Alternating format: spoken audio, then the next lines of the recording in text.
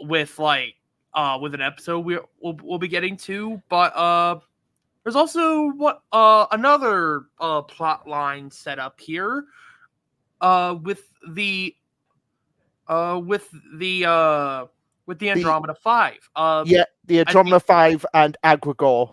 Mm-hmm. As we see the trio flying to Florida in the Rust Bucket 3, which is a giant fucking jet. Which call it something else other than the Rust Bucket 3. It's like the Rust Bucket, that's an RV. Call it something else. Also as well, it's fine, Shadow Dash, but thanks for coming. Thanks for coming along. But yeah, call it something else than call it like just the Rust Bucket ship, or just something like that. Just anything other than the Rust Bucket 3. Go ahead. And it's at a military base in Florida where we also meet Colonel Rosum, who is a colonel in the military, and they inform the team that a certain core to a rocket ship is missing, and it also has the capabilities to be a nuclear bomb. When the Alien Force team pursues, they run into a interesting alien creature who goes by the name Velvin. Yeah, who is essentially someone who's just like, I just want to go home, essentially. Yep. The reason why he took that nuclear reactor engine thing is because he wants to go home. However, once the Alien Force team takes down his wicked torch, they leave him hanging from a bunch of ropes to be picked up by the plumbers. But instead of the plumbers, we meet this horned figure with a staff who will henceforth be known as Agrigor. Or as I called him one time, Hex. I hate that I called him Hex at one point. But yeah, so that's essentially like the main plot point for the first 2 seasons of Ultimate Alien. Again, very much trying to capture the lightning in a bottle with the DNA Alien. But also, because this is Ultimate Alien, we have the Ultimatrix and we have Ultimate Alien forms. The first one is Ultimate Spider Monkey, which is essentially just an ape with spider legs. Yeah, I think Omniverse will get the Ultimate Spider Monkey thing, like what it means to be an Ultimate Spider Monkey transformation down way better. Yeah. Also, as well, I was excited. We've got to do it. We've got to do it. What Shadow Dash has put in there. I was excited when I saw my boy Chromastone back, because we had that running gag every single time Chromastone appeared. You had to shout, "My boy!" Yeah. So yeah, we have the boy Chromastone back as well. When he comes back, he immediately gets defeated. Yeah. Wah. Yeah, so the other notes that I had for this episode: Kevin being a dick to kids, nothing's changed. Alien stealing tech, what else is new? And Ben thinks accessing databases on Earth are boring. Ben, what kind of superhero are you? But the other note that I had for this was Jimmy thought Jet Ray was Jeffrey. I love that. Like, you're such a fanboy, but you have different names for the creatures they turn into. I love that. Yeah, shame he got beaten by the water guy. Yeah, it is a shame. But hey, at least Ben's being recognized as a hero at school as well. So yeah, that was all the notes I had for Fame. So we have episode 2, Duped, aka Freeway Ben episode as Echo Echo. Okay, so God, I hate this episode. Go on, have your rant, Tyler. Have your rant. Also, we only took 9 minutes to talk about episode 1. I think that's a record. But Yeah. The episode opens with Ben going after the Forever Knights who took a giant take up to a museum as he gets a call from Gwen about a tennis match that Julie's participating in. He arrives late, and his fame, and because he's famous, everybody's getting autographs, which blows Julie's concentration. And Gwen rides Ben for being an insufferable jerk. Well, to be fair to Ben, playing devil's advocate here, it wasn't his fault that the crowd were just like, "Hey, it's Ben Tennyson, it's Ben Tennyson." It's like everywhere he goes, fanboys and fangirls are going to be following him. So it's not his fault that he just happened to be with. I mean, he did at least come and support Julie, which is more than I can say for Gwen. Gwen is a hypocrite in hindsight about this because of the fact that she's berating Ben for being late, whereas as we'll see in a later episode, she does the exact same thing. I will also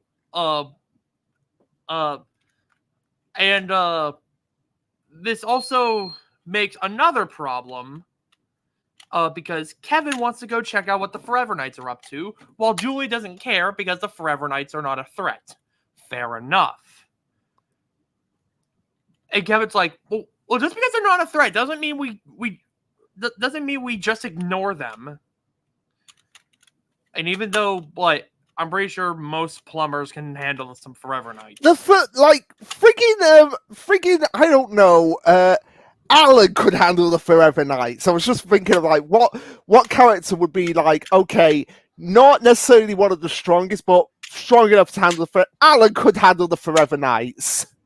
Yeah, speaking of Alan, I don't think we ever see the Max Force take a prominent role. I don't. Yeah. Oh, don't even get me started. Okay. We all have, I think my main issue with Ultimate Alien, and Tyler knows what I'm going to say here because he brought up Max Force. Max is essentially a non-entity in Ultimate Alien. And not entirely non-entity. Not entirely a non. Okay, I should reiterate. He's not entirely a non-entity, but he does so little, much more little than he actually should be doing in this series. Anyways, Ben also brings up that he wants to go see the new Sumo Slammers movie, which artificially causes a third conflict. So Ben decides to go into the bathroom, turn it to Echo Echo, split into 3, and have them all turn back to human. So the real Ben can go see Sumo Slammers. Another Ben can go with Kevin to check out the Forever Knights. And the last Ben could stay behind and watch Julie's tennis match. The only problem with this strategy is that the Ben who goes with Kevin is a complete pushover, and the Ben who stays behind to watch Julie's match is a complete narcissist. Yeah, and also to comment on Shadow Dash here, I'm sorry, but Ben was a yeah, Ben is a great hero, shitty boyfriend. You're telling me. Yeah. We haven't even got to the legs of him being a shitty boyfriend yet. Oh God. Oh God. But this conflict could have so easily been avoided if Gwen and Kevin put their foot down and said, Ben, there are more showings of Sumo Slammer. You can see the movie after Julie's tennis match. Yeah, why does he ever have to go at that time? There is literally no explanation given as to why Ben could have not gone and seen Julie's tennis match and then in the evening gone and seen Sumo Slammer. Yeah, because even at the end of the episode, she wanted to go see Sumo Slammers. Yeah, so what was the point? You know what? How this could have been all solved is, but between Julie's matches, there was a 3-hour interim. Mm-hmm. They could have taken out the Forever Nights if they're so easy, deal with the Nights, and then go back to watch Julie's tennis match. Yeah, so they watch Julie's tennis match, go and deal with Forever Nights, watch Julie's tennis match, go and see Sumo Slammer. Easy peasy lemon squeezy. Okay, if there's something I feel like I should give this episode, I like the concept of Ben being able to split apart and being split apart with Echo, turn back into human, and turn into different aliens. That's a good concept on paper, except we never revisit this concept ever again after this episode. Yeah. And also as well, what the only redeeming factor for me about this episode, there's two. Just when Ben turns into Raph and he gets the phone call and he's holding and Raph is just this big tiger creature holding this tiny little phone in his hand. That is pretty funny because you're like wondering, like, how is he able to hold that thing? And also as well,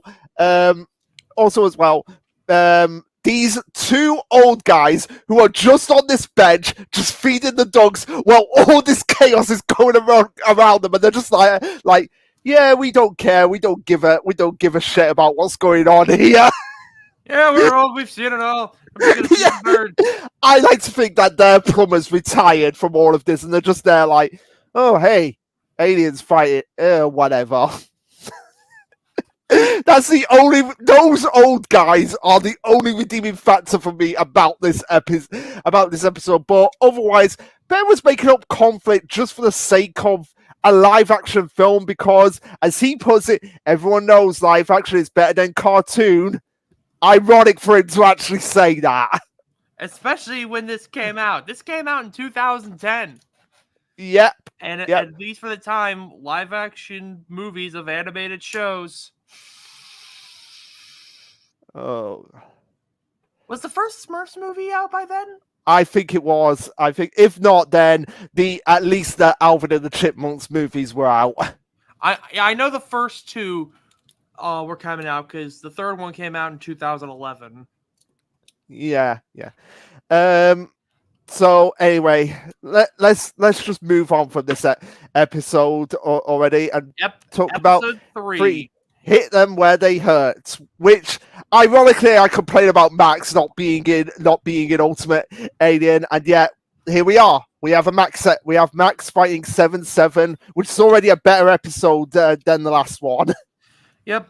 Basically, the concept of this episode is surrounding Ben's identity being out, and some villains from his past coming back to go after his family. In this episode we see Charmcaster, Volcanus, and the return of Zombozo as the ringleader. Yeah, which already Charmcaster in this episode already better as well. Though it does beg the question: why is Charmcaster teaming up with these mooks? I don't care. It gives us something more than the last episode. Plus, I can imagine that. They were like, "Hey, we're going to attack Ben's family, Ben Tennyson's family. Oh, are you going to be? Then you're going to be attacking Gwen Tennyson. Okay, I'm in." I can imagine that's all she needs. That's all she needs. She needs to hear Ben Tennyson, and she was probably thinking like, "Oh, then Gwen's going to be there. Okay, great, I'm in. Let's get on with this." Except for the fact that, Gwen and Charmcaster do fight, but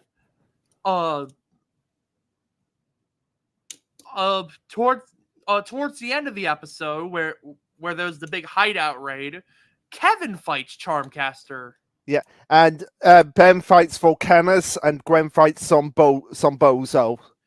Which I will give the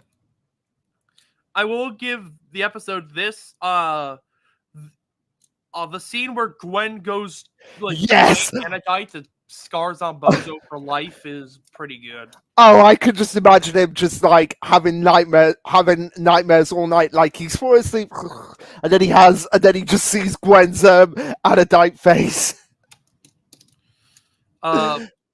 This is also where we get the debut of Ultimate Big Chill, or as I like to call him, Flamin' Hot Cheetos Big Chill. Yeah, fire so cold it burns, which doesn't make any sense in the biology sense. It doesn't, but it's a fuck. It is fucking cool. Pun very much intended. But honestly, not like the most exciting episode. Kind of bog standard. Yeah, bog standard for Ben 10. So Episode 4. Yeah, which we're speeding through these, Tyler. we're on episode 4, 20 minutes in. So yeah. So I'll just read these comments from Shadow Dash. Well, one of them, if I recall. Yeah, pretty much. There's going to be more of them. I like how Ben 10 doesn't acknowledge that he has a fear of clowns. Oh yeah, he really didn't in that episode. If you really think about it. I'm just gonna say it right now, but Ultimate Big Chill is just him in red, and Cannonball and Ultimate Cannonball is just Cannonball with spikes. Honestly, a lot of the Ultimate aliens are just the same alien, but they're just alternate recolorings of the standard aliens. Which is why people have done. Which is why Tyler showed me some artwork designs for alternative designs for the Ultimate aliens, and they look much better than some of the ones in the actual series. But anyway, yeah. Moving on to episode 4, video games. Which by the way, have you played any of the video games, Tyler? Because Shadow Dash was asking me that in Discord. Like, have I played any of the video games? And I haven't. So I have not either. Oh, okay. So there you go, Shadow Dash. In case you'd be curious if Tyler has played any video games, but yeah. So with this episode, it's basically speaking of Ben 10 video games. Ben 10 is recruited to basically do mocap for his own video game, or so he thinks. Yep. We see Ben dressed up in like a mocap suit, and while he's humongous, or he just goes, "One of my balls fell off." I don't know why that cracks me up so much. It's just the fact that Humongous, this big bruising guy, one of my balls fell off. But we also have the side plot here of Gwen being finding out that Gwen was being taught how to drive by Kevin. Let's just hope he doesn't wreck his own car like everyone else seems to do, because oh my god, we need to have more Kevin X car fanfic. Oh yeah, this is where we get the legendary line too, where Kevin's like, "Look, Gwen, you gotta treat a car like you treat a woman," and Gwen's like, "Okay, go on." Yeah. No, I think I made a mistake of some kind. Yes! Oh my god! Yeah, that just proves right there with that line, Kevin wants to marry his car and wants to date it and wants to have baby cars with it. Proof right there. Yeah. I don't think I needed the mental image of that. So, thanks, Luke. You're welcome. Well, anyway, we've got the mental image of. We've got one more mental image when we get introduced to a certain character later on, because of whose DNA they take. You know the character I'm probably thinking about. Yep. But yeah. Anyways, it turns out that the data they're collecting on Ben's aliens is actually so that Will Harang can make a giant robot with a bulbous head and spindly legs to counter all of Ben's aliens. Yep. But of course, this is Ben 10, and he defeats him in the most brutal way that Ben can probably think of, by wrecking Will's car. Well, first by us getting the first animated appearance of Nanomech, Mm-hmm. where he goes inside of the giant robot and crosses all the wires. Yep. So basically, he turns into he does an Ant-Man in Iron Man suit, essentially. Yep. And then he smashes the giant robot thing, which wrecks Will's car. Yeah. And hey, Will, at least you have something in common with Kevin. You both love your cars in questionable ways. Also, before we continue, hello, Party Jams. Hey, we got Pie Jams in the chat. And to So reach Shadow Dash's comment, I like how Nanomech not being scanned is a good thing because his size was the answer. Fair point. yeah, fair point. Let's just hope we don't have any fan fictions of Nanomech going into Phil Gax's butt, like what they did with Ant-Man and Thanos. I don't need that mental image either. Also, something special about this episode, we get the debut of the Ultimate Alien art style of Forearms. Oh yeah, who you want to talk about characters who are just alternate forms of other characters, but with more red in them? Forearms is that, like, he's just a darker shade. The ultimate alien form design of Forearms is just like he's just a darker shade of red with some gold like I don't know what you would call that he has on him. Armor. Yeah, gold armor, I guess. Yeah. So yeah, that was pretty cool. We got the Ultimate Alien debut of one of the classics. But yeah, like with the last one, pretty box standard episode. Nothing really, really major. But now we get into big plot point here with Escape from Agrigor, where we get introduced to the Andromeda 5 as Tyler and pretty much the whole fan base dubs them. Yep.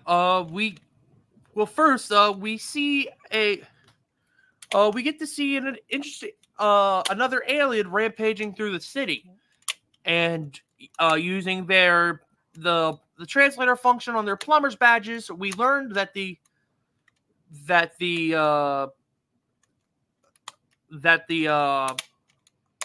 assailant in question is named Galapagos, who comes from the planet Aldabra. Yeah, who is essentially someone who is a pacifist. Like he doesn't want to be. He doesn't like violence. And he somehow eats grass by hovering over top of it. Don't ask me how that works. It just does. When all of a sudden Agrigor decided to crash their philosophy party and absorbed the powers of one of Galapagos's kin. And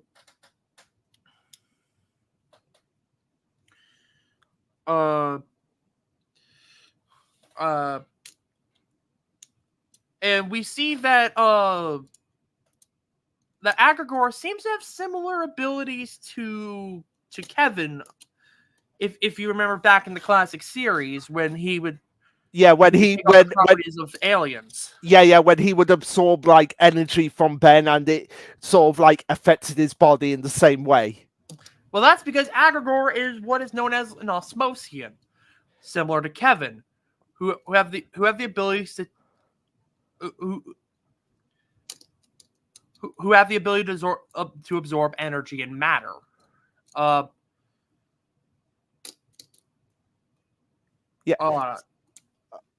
Yeah, and also with this episode, with the Andromeda 5, they're also trying to figure out what is actually going on around them, and then they realize, wait, we're actually on a spaceship, so they eventually end up triggering Agrigor and getting split up on Earth.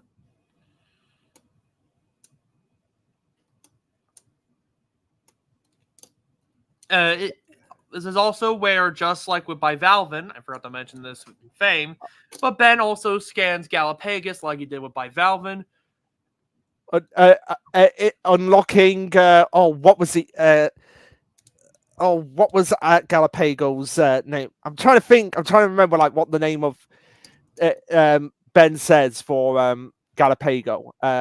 Terraspin. That was it. Yeah, Terraspin, because he's essentially a turtle that can that spins around really, really fast. And of course, in this episode, Agrigori captures Galapagos because, of course, he does. Yep. But it's also that. But also we have another Magister dying in this episode. Yeah, Magister Prior Galil, who comes aboard Agrigor's ship, just gets taken out by Agrigor. Yeah, who speaking of, we mentioned J. Jonah Jameson with Will, and Magister Prior is voiced by J.K. Simmons. So we actually have J. Jonah Jameson being voicing a Magister, and also we have a J. Jonah Jameson knockoff. Yep. But moving on to episode 6, Too Hot to Handle. Oh, it's very hot. It's very hot. It's very hot. We meet another member of the Andromeda 5, Pandor, of the Pripetosian bee species. Basically, he's trying to pay a bunch of guys to try to break open his suit of armor. Yeah. And Kevin, go ahead. Most of the regular mooks failing, but Kevin also appears with a piece of Tatanite, and that manages to start the job that they could not. To start the job of breaking Pandora out of his armor. Until Kevin discovers high amounts of radiation coming from NRG because not NRG, Pandora, because the Pripetosian bee species are basically a bunch of nuclear power plants and trash cans. Yeah, which you'd think that the government would wanna be taking notes on this guy, of being like, wait, he's a nuclear power plant? Oh, we've got to get our hands on him. But also as well, we get like a feat, like if we're talking about like feats for hopefully upcoming Death Battle, since Death Battle is coming back. We get a feat for Gwen in this episode that she is strong enough to be blasted by radiation. I'm pretty sure all of the Alien Force trio are strong enough when it comes to being blasted by radiation. Fair enough. But the fact that Gwen is just a regular, she's not a regular human, but you know what I mean. The fact that she's that strong enough to like withstand a blast of radiation. Yeah. But also as well, we despite how obnoxious Ben can be at times, we see him being pretty smart in this episode by actually turning into the Andromeda 5 to basically say like, look, your friends are all right. I have scanned their DNA. But that was pretty. It's more like Ben using his Orison transformation water hazard to act as Bivalven, like to be like, there's nothing left for you here. Just go home. Yeah. Because eventually Pandora does get free, and he goes on an energy absorbing spree until he gets to a nuclear power plant and gets jogged around by Ultimate Cannonbolt until he eventually ends up back in the armor and being taken away by the plumbers. Yeah, and of course, because we have to have a repeat, I feel like this is kind of again my main problem with the Agrigor storyline. It's too predictable. Like, it's too repetitive. Like, they especially in this part, it's like, oh, we meet one of the Andromeda 5. We we get into a fight with them. We get into a conflict with them. Ben scans them, and then finally Agregor captures them. Yeah, that is a major problem. But Yeah. But anyway, to just comment on Cheryl Dash's comments here, just like me, who doesn't believe in violence too, I'm a pacifist. Oh, cool.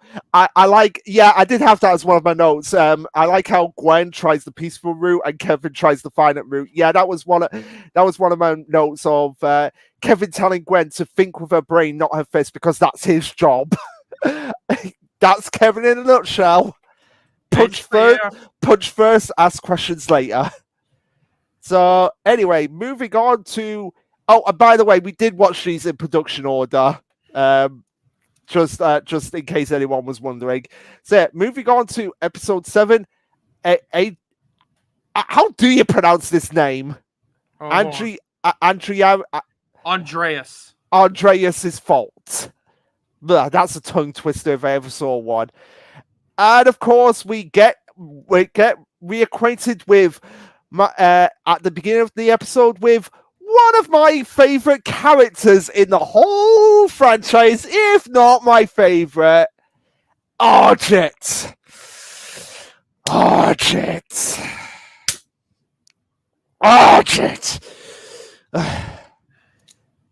Yeah, I hate Argent. Not going to be around the bush here. That was sarcasm. I just cannot stand Argent. Every time he shows up, I just want to punch him in just like his ratty, nosy face. I mean, fair enough, but the hateability of Argent, the fact that he typically always gets his comeuppance in a way, kind of endears me to Argent. Fair enough. But it begs the question, who do I hate more? Him or Chris McLean? It's still Chris. You get that 1 point, Argent. You're not as bad as Chris, but that's as far as you're getting from me. So yeah, Argent is with the Forever Knights at the beginning of the episode, and of course he has to destroy the Forever Knights' home. Yep. And the way he actually manages to do this is because he befriended another member of the Andromeda 5, the Talpaden, Andreas. His whole thing is that he can make giant earthquakes happen.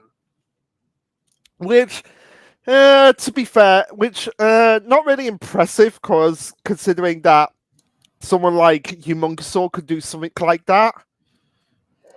But at the same time, while all this is going on, we have the first Ben 10 convention in the Ben 10 universe with the Benatics. Yep. Which apparently, Mr. Smoothie must have been running a special Ben 10 event where there are different smoothies based on Ben's transformations. Let's be honest, Tyler. The only reason that happened was so that they could do this one line when one kid comes up to Ben with an Alien X smoothie, and he's like, "Alien X smoothie was such a letdown," which pretty much was just the exact reaction I think everybody had to Alien X.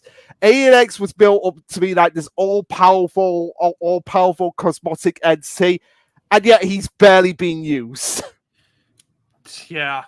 And we also have the Forever Knights raiding Mr. Smoothie, which just raises more questions.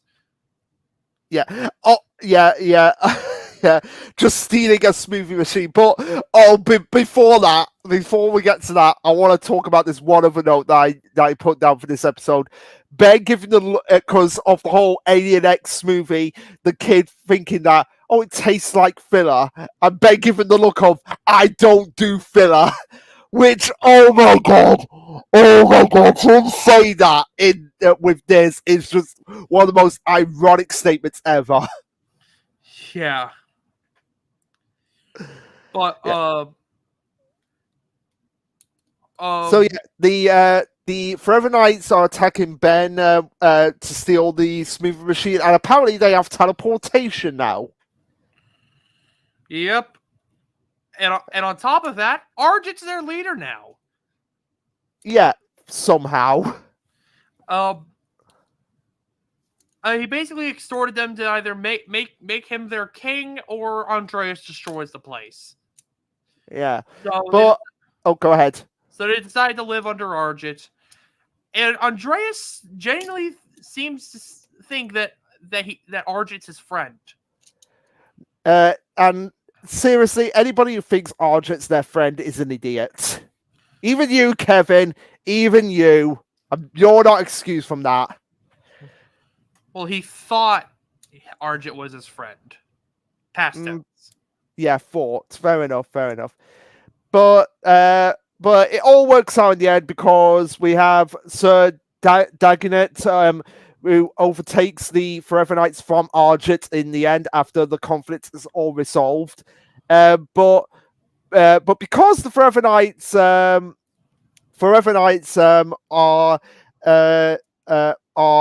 racist, like every single alien species in the Ben 10 series tends to be, they try to execute Andreas.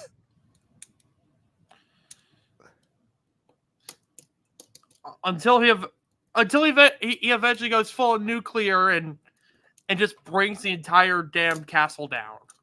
Yeah, which probably was for the best. But of course, again, he tries to go home and Agrigor captures him. And he didn't really try to go home. It's more like he just got really badly injured and Agrigor seized an opportunity. And meanwhile, Argent's too worried about all the money and valuables he lost. When Kevin smacks some sense into Argent and said talking about how he cares more about valuables and money than the fact he just lost his friend.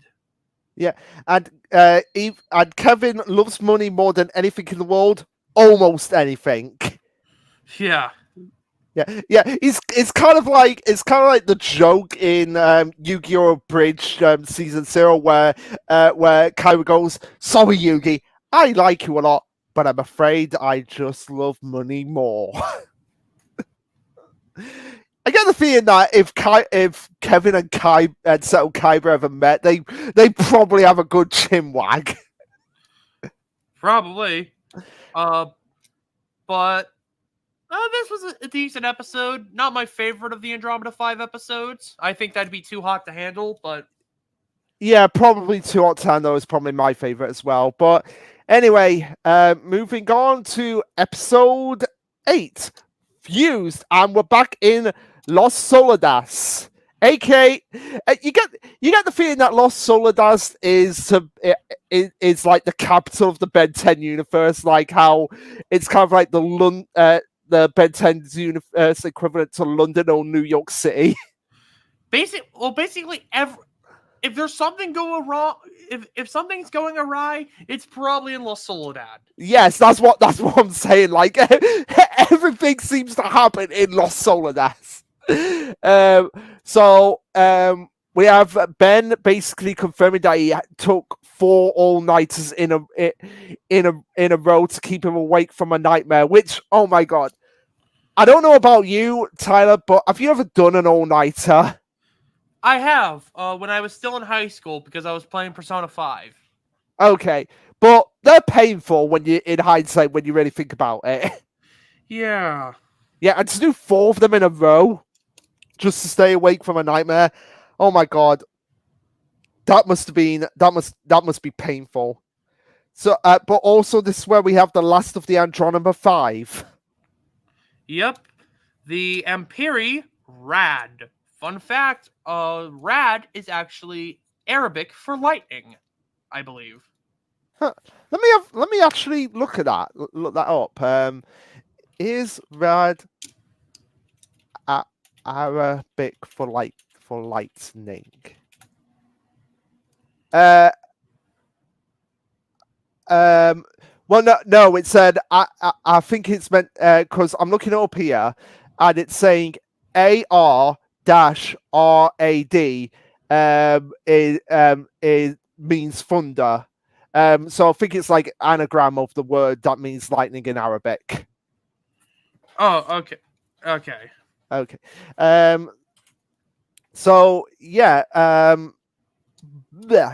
So we have also a swimming pool defeating Rad in this episode as well, because Because isn't he made of lightning? Isn't that his old gimmick? No. His gimmick is that like he's a amalgamation of Ben's electricity aliens mixed with Ghost Freak. Oh, okay, fair enough. He can read minds. He can possess people. He can shoot off electrical blasts. Yeah. Okay, fair enough. Yeah, because I had that as one of my notes now that you mentioned that, because Rad basically messes up the Ultimatrix and goes inside of it, kind of like Ghost Freak in a sense. And Rad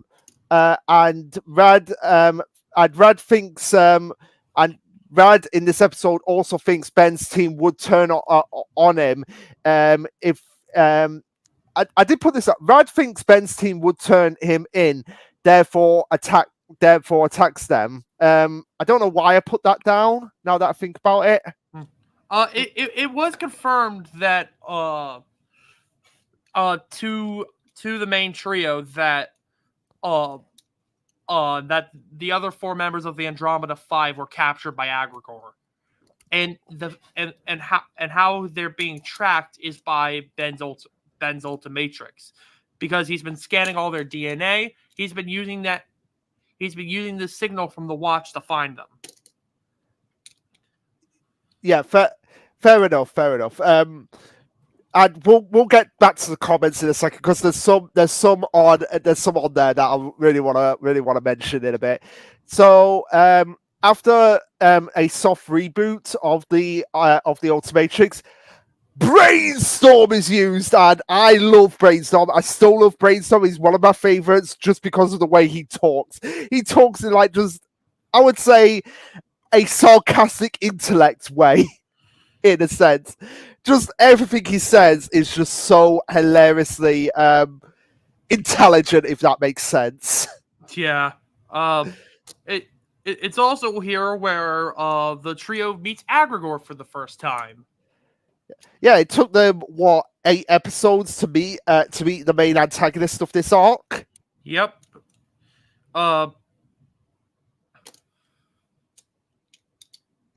and Agrigor, to his credit, it is powerful, but I don't think he comes to the same power level as something like a DNA, because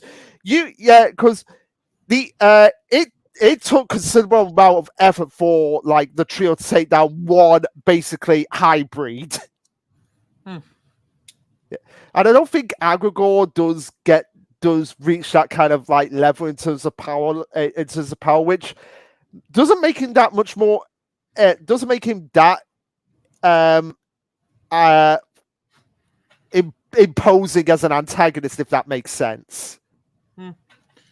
I think like his imposingness comes from the fact they take like a very similar approach to him as like original series Vilgax, where his best strength doesn't come from his raw power, but merely his cunning. Fair enough.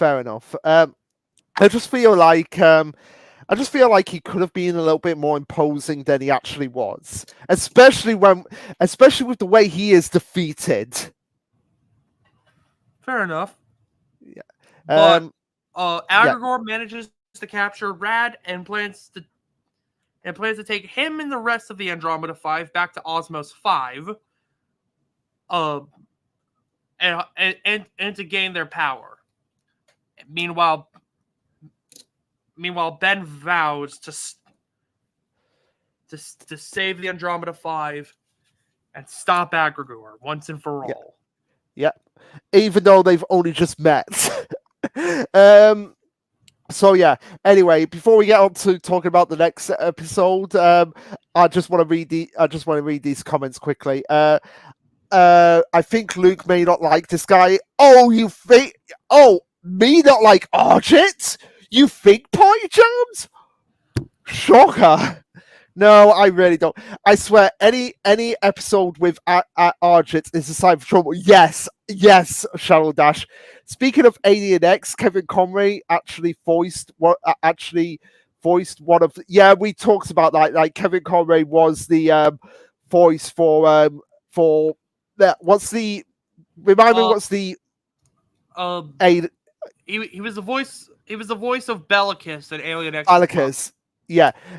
Night shifts are no joke. No, they're really not. I can tell you first-hand experience. Night shifts are no joke. Is it weird that I prefer night shifts over? I actually prefer the night shifts over the morning shifts. Look at it this way, Tyler. Going for imagine you've just worked a night shift. You go home. You only have like 4 hours sleep before you have to do a morning shift. That's not a fault of the night shift. That's a fault of the morning shift. Yeah, but still, they can really mess you up. Anyway, I like how they brought back that machine from season 3 of Alien Force, which fucked up the on Matrix because it did not fuck, but it didn't fuck up the Ultimatrix. Well, yeah, that's because they were trying to hack the Omnitrix in season 3 of the Alien Force. Meanwhile, here they're trying to reboot it. Yeah. So anyway, moving on to episode 9, Hero Time. It's Hero Time, where we get introduced to Captain Nemesis, with a name like that. That's just spelling out I'm a villain. But anyway, we start this episode with a Twilight parody book signing, which Kevin is a fan of.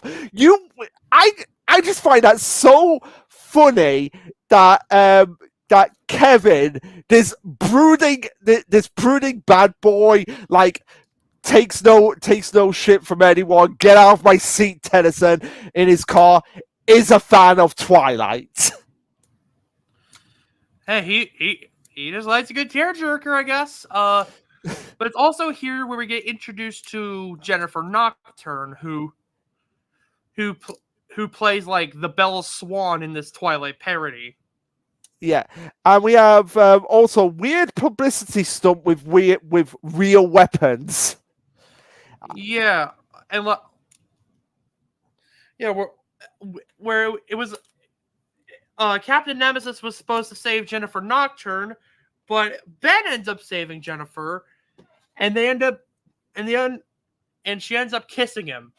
Yeah, which Julie is gonna have a few words with Ben about that. So is the FBI. Yeah, considering how old is Jennifer? I don't know. Let me look it up. Does it actually confirm what her?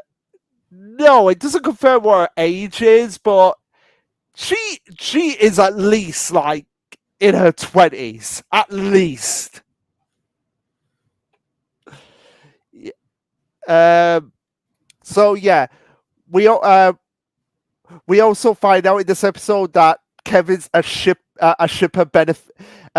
for Benifer, which nobody should be a shipper for Benifer. Because Ben, every relationship that Ben has that's outside of his immediate family has just gone to crap. Yeah. Yeah. But also as well, this episode proves my point about William basically being Alex Jones, because he blames everyone but himself, but praises others for countless destruction. So he'll blame Ben for like the most minor of minor things, but his own countless destruction, yeah, that's okay. Mm-hmm. Yeah. It's also in this episode where we get the debut of Armadillo, Ben's Talpaden transformation from his scan of Andreas, fighting off some robots from Dimension 12 alongside Captain Nemesis. Yep. And also as well, we have Nemesis challenge Ben to a competition of heroes to see who is the best hero. And considering, like I said, Captain Nemesis just spelling out, I'm a villain, it's obvious he's going to fail. Yeah. So one of them is a trade toss with Ben using a Mungasaur. And then we have a test of speed with Raph. And let me tell you something, Will William Hungus, you will shut up. I just had to get that out of the way because every time Will just opens his mouth, I just want to shout, "Shut up, Will!" And then we have, for the last challenge, it's a tug of war with forearms. Which Ben wins, sending poor old Captain Nemesis into the mud. Yep. But also as well, we in this episode we have we have people. I think it is Captain Nemesis who basically comes out and asks Ben like, "Why are you shouting out your names?" Not in this episode. It was in after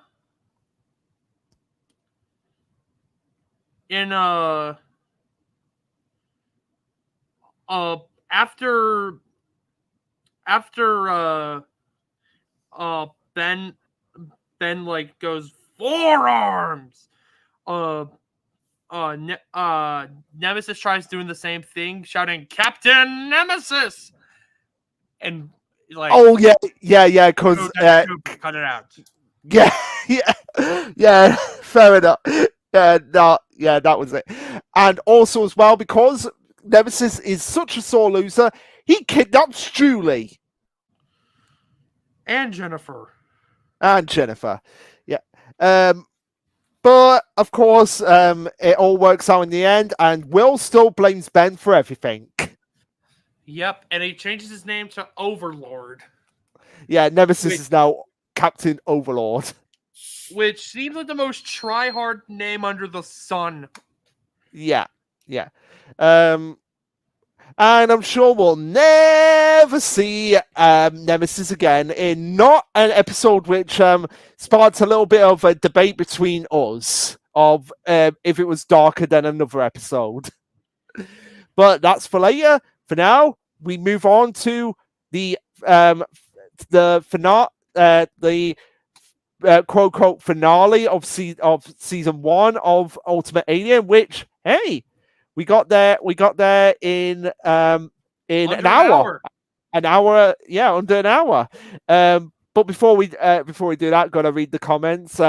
Remember that kangaroo hero guy from class? Yes, I remember that guy. Yeah, Nemesis is just like him in a sense. Yeah, fair enough. I forget she was an adult. Yeah, Jennifer is an adult. Pie jams.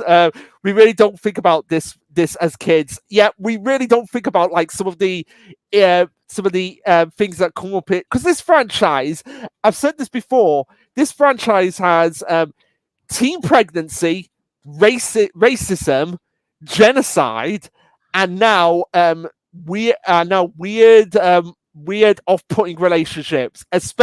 Like I said, especially one aspect that's going to be coming up. I forget how weird this franchise is sometimes. Yeah, but now for the finale of season 1, titled Ultimate Gregor. So, fun fact, this aired October 10th, 2010. So 10. It's Ben 10. That had to have been intentional. Of course, it was intentional. They did a commercial about it. Ben 10 on 10. Yeah. Yeah.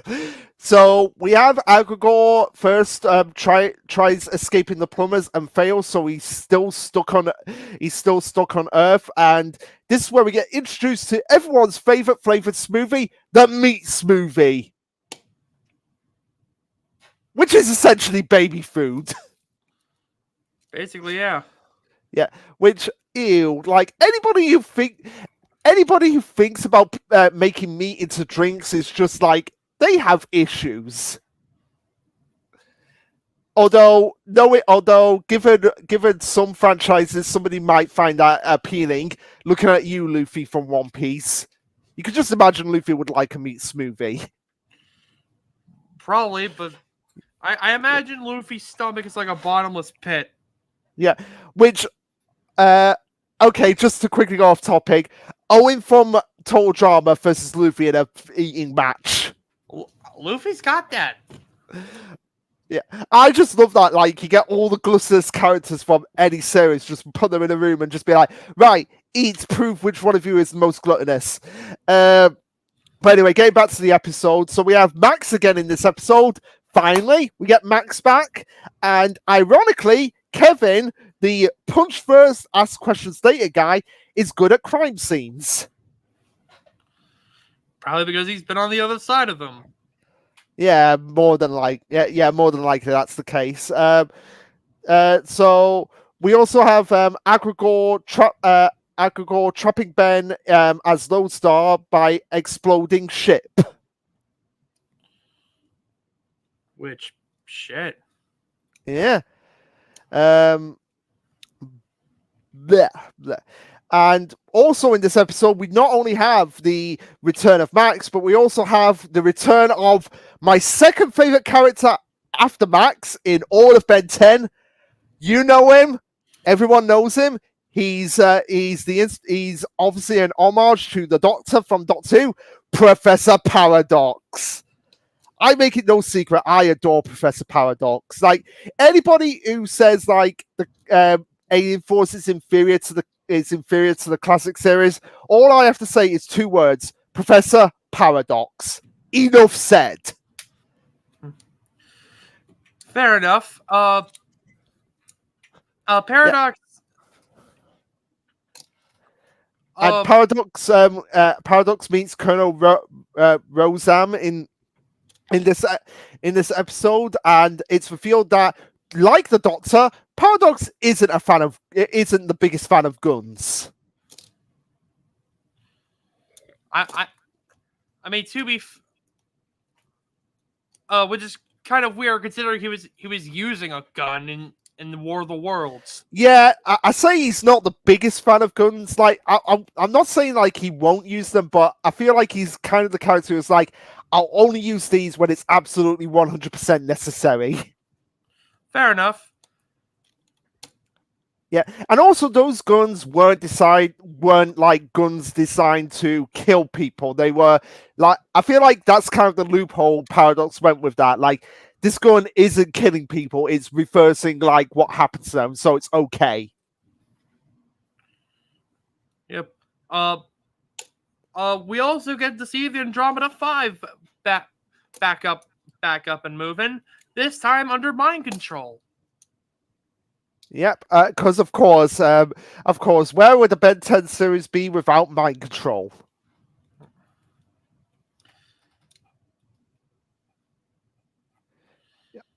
But it was after destroying all the Andromeda 5's headbands, we soon find out that Agrigor has built a machine using Professor Paradox's original time machine to try and absorb all of the powers of the Andromeda 5. Because typically, osmosis can only absorb a fraction. But with his machine, he can absorb 100% of their powers. Yeah, and it's also revealed that absorbing energy makes osmosis go insane, because which helps explain why Kevin was the way he was in the original series. But at the end of this episode, it ends on a cliffhanger with Agrigor absorbing all 5 of the Andromeda 5 and becoming Ultimate Agrigor. So, hey, pretty effective way to end Series 1, ending it on a cliffhanger. Yep. And where one season starts up, another one begins with the Map of Infinity. Aired the same day as Ultimate Agrigor, 10-10-10. Yeah, so very, very interesting way to do that. Like, you end on a cliffhanger and it gets to be continued immediately. So we have Ben wrecking everything for what Agrigor has done, but also Gwen is stopping Ben from taking things too far, which results in Ben getting bitch slapped. And it's revealed that Agrigor does have counters now for all of the teams. So I would say at this point he's kind of on that like hybrid level where it's like the raw power like poses a challenge for the team itself. Mm-hmm. I would definitely agree, but after Agrigor disposes of Ben, we then meet with Azimuth once again. As it turns out that the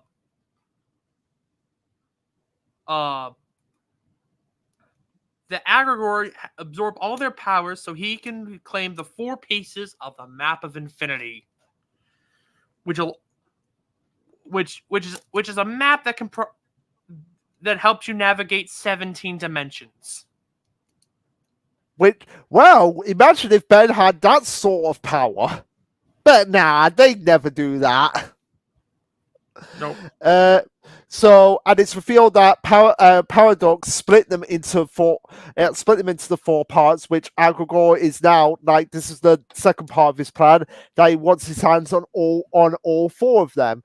So the team is being tasked to go on an infinity quest, if you will, to get the 4 pieces so that they can reach the Forge of Creation. So the first mention of the Forge of Creation here. And also in this episode, it's revealed that Azimuth is building a new Omnitrix, but it's not ready. And neither's Ben, because Ben doesn't listen. You don't listen, Ben, to anyone. So in Azimuth's eyes, Ben is not ready for this new Omnitrix, but he will be eventually. Yeah. And also because Max sustained some major damage from one of Agrigor's electrical attacks, his entire nervous system is fucked. So it's another way to keep it's another way to keep Max out of the action, because this series is like, hey, to all you Max fans out there, yeah, we're gonna bench Max for the entirety of this season. You do have to remember, this is a 66-year-old man who just tanked an electric blast. I know.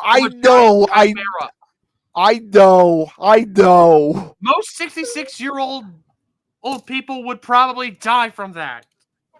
Fair enough. But at the same time, they're keeping Max out of the action again because they don't want me to have nice things. Well, just wait till Omniverse. We'll get Max action then. Okay.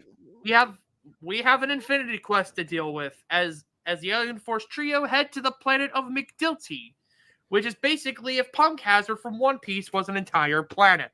Yes, I literally put that as my Oda has to be a fan of Ben 10 at least, because it's essentially Punk Hazard. Like, there's no getting around this.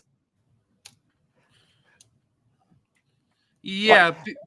For some more context, basically McDilty is a planet that has one side always facing the sun and one side never facing the sun. Yeah. And also the inhabitants of this planet are Big Chill's race. Yep. Except instead of being blue with green eyes like Ben's Necrophrygian transformation, these Necrophrygians are white with blue eyes. And it's also in this episode, in the fight against these Necrophrygians, that we get the introduction of Ultimate Echo. Who talks like this? Ultimate Echo. But with a lot of reverb, and like a robot tone to his voice, I added on as well. Yeah, I will say, since you mentioned Agrigor's cunning, it does kind of work in this because he lets the team. He's like, hey, I just need to sit. They're going for the same thing I'm going for, so I'll just sit back, let them do all the work of finding the piece, and then swoop in and take it when they have it. Yep, especially when throughout the entire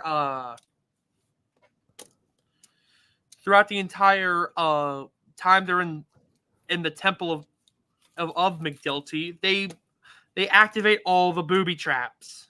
Yeah, so Agrigor doesn't even need to like. It's a cakewalk again. Like with Agrigor getting all the Andromeda 5, this Infinity Crest is basically a cakewalk for Agrigor. It's the same problem with that. Like the team will get to a planet which has a piece of the map of Infinity, and Agrigor just sits back, waits for his chance, and gets the piece. And even Asmith at one point is like fed up of how about easy it's getting for Agrigor.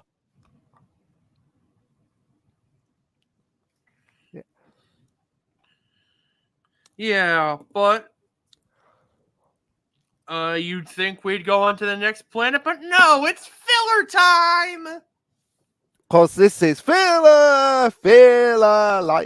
But before we get into talking about the filler, I like how Kevin actually shows progression, but that's only due to his alien relation with the villain.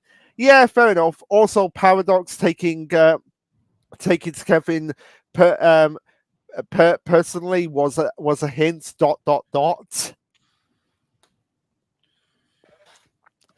Oh yeah, where like Paradox pulls Kevin aside and is like, okay. Yeah, I remember that. That was a good bit. Yeah, fair enough. But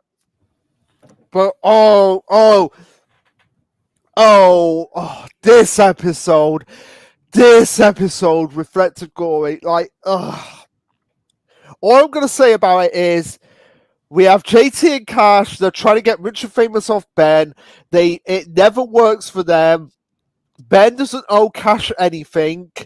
They try.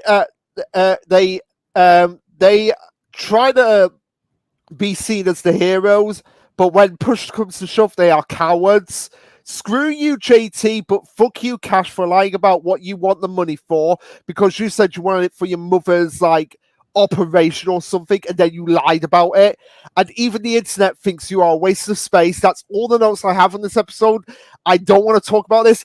I hate JT and Cash more than RJ. They are the worst Ben 10 characters ever. End of story. Case closed. You heard it here first, folks. One more note I will give is that this is the first time we've seen Vilgax's lackey Siphon on his own for the first time, which will become more prevalent in Omniverse. So Fair enough. Keep your eyes peeled for Siphon. Yeah, but anyway, shortest talk about an episode ever. talking. Yeah. Anything to just get past the JT and Cash episodes quickly is just a blessing for me because, like I said, I hate them more than RJ. I feel like they're the most wasted space characters ever. But now we can move on to episode 3 of season 2, Deep. Which is a Ripjaw planet episode. So any fans of Ripjaw, you'll love this episode. And we get introduced to Magister Pike of the Plumbers, who is tracking Agrigor. And Ben, of course, is attacked by fans, but he has to use Goop to escape. And Kevin was taking pictures throughout all of that, which was pretty great to just see that. But we have an interesting thing for the Rust Bucket 3 in this episode. It can submerge underwater despite the river tremors that are going on the planet that they're on. Yep. But Ben, Gwen, and Kevin arrived to the planet known as Piscus, home to the Piscus Valayan, aka Ripjaw's species. However, they end up being attacked by a giant squid monster. So Ben and Gwen don their plumber suits. uh, uh, but when Kevin's helmet cracks, this weird fish thing like attaches itself to his head like a shelter to a slow poke head to evolve into Yeah. Slump King. Yeah. So Kevin gets his own equivalent of ship in this episode with this little blowfish creature thing, which it's a shame it's only in this one episode because I would have liked to have seen Kevin with his own little pet. But then again, his pet is his car. Yep. Yeah. And I do like how Pike calls the jellyfish helmet that Kevin has, "Hey, nice hat." Yeah. And we have Ben and Kevin also using swordfish spitting creatures as guns. It's like if you have a swordfish, you would think it would be used as, a sword. You'd think that, but no. So what do they use? What do they use like octopuses, creatures as? Spitting tops. I guess. Maybe that's like the Piskus version of like Beyblade or some shit. They just spin octopi and just battle them in arenas. Fair enough. Yeah, Which fair honestly enough. sounds kind of fun. Yeah. So also as well in this episode we have Ben being creative when his helmet breaks. He transforms into Humongousaur before turning into Amphibian. Amphibian, yeah. So that was pretty clever on Ben's part to do that. But we also find out that part of the map of Infinity is basically like being used to keep the planet stabilized. So if it's removed, then the whole planet goes.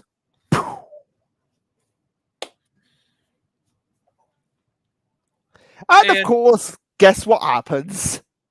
The piece of the map gets nabbed, and the planet of Piskus starts to drift apart, but not before Ben transforms into goop and uses anti-gravity projector to basically put the planet back together. Yeah. Which I've got to say, like, that's pretty damn clever.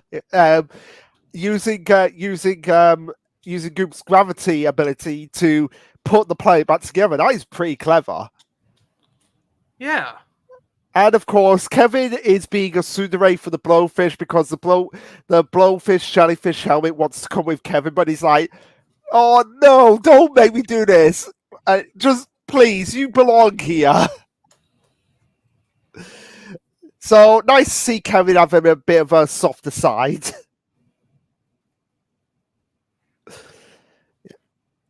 But anyway, moving on to episode 4 of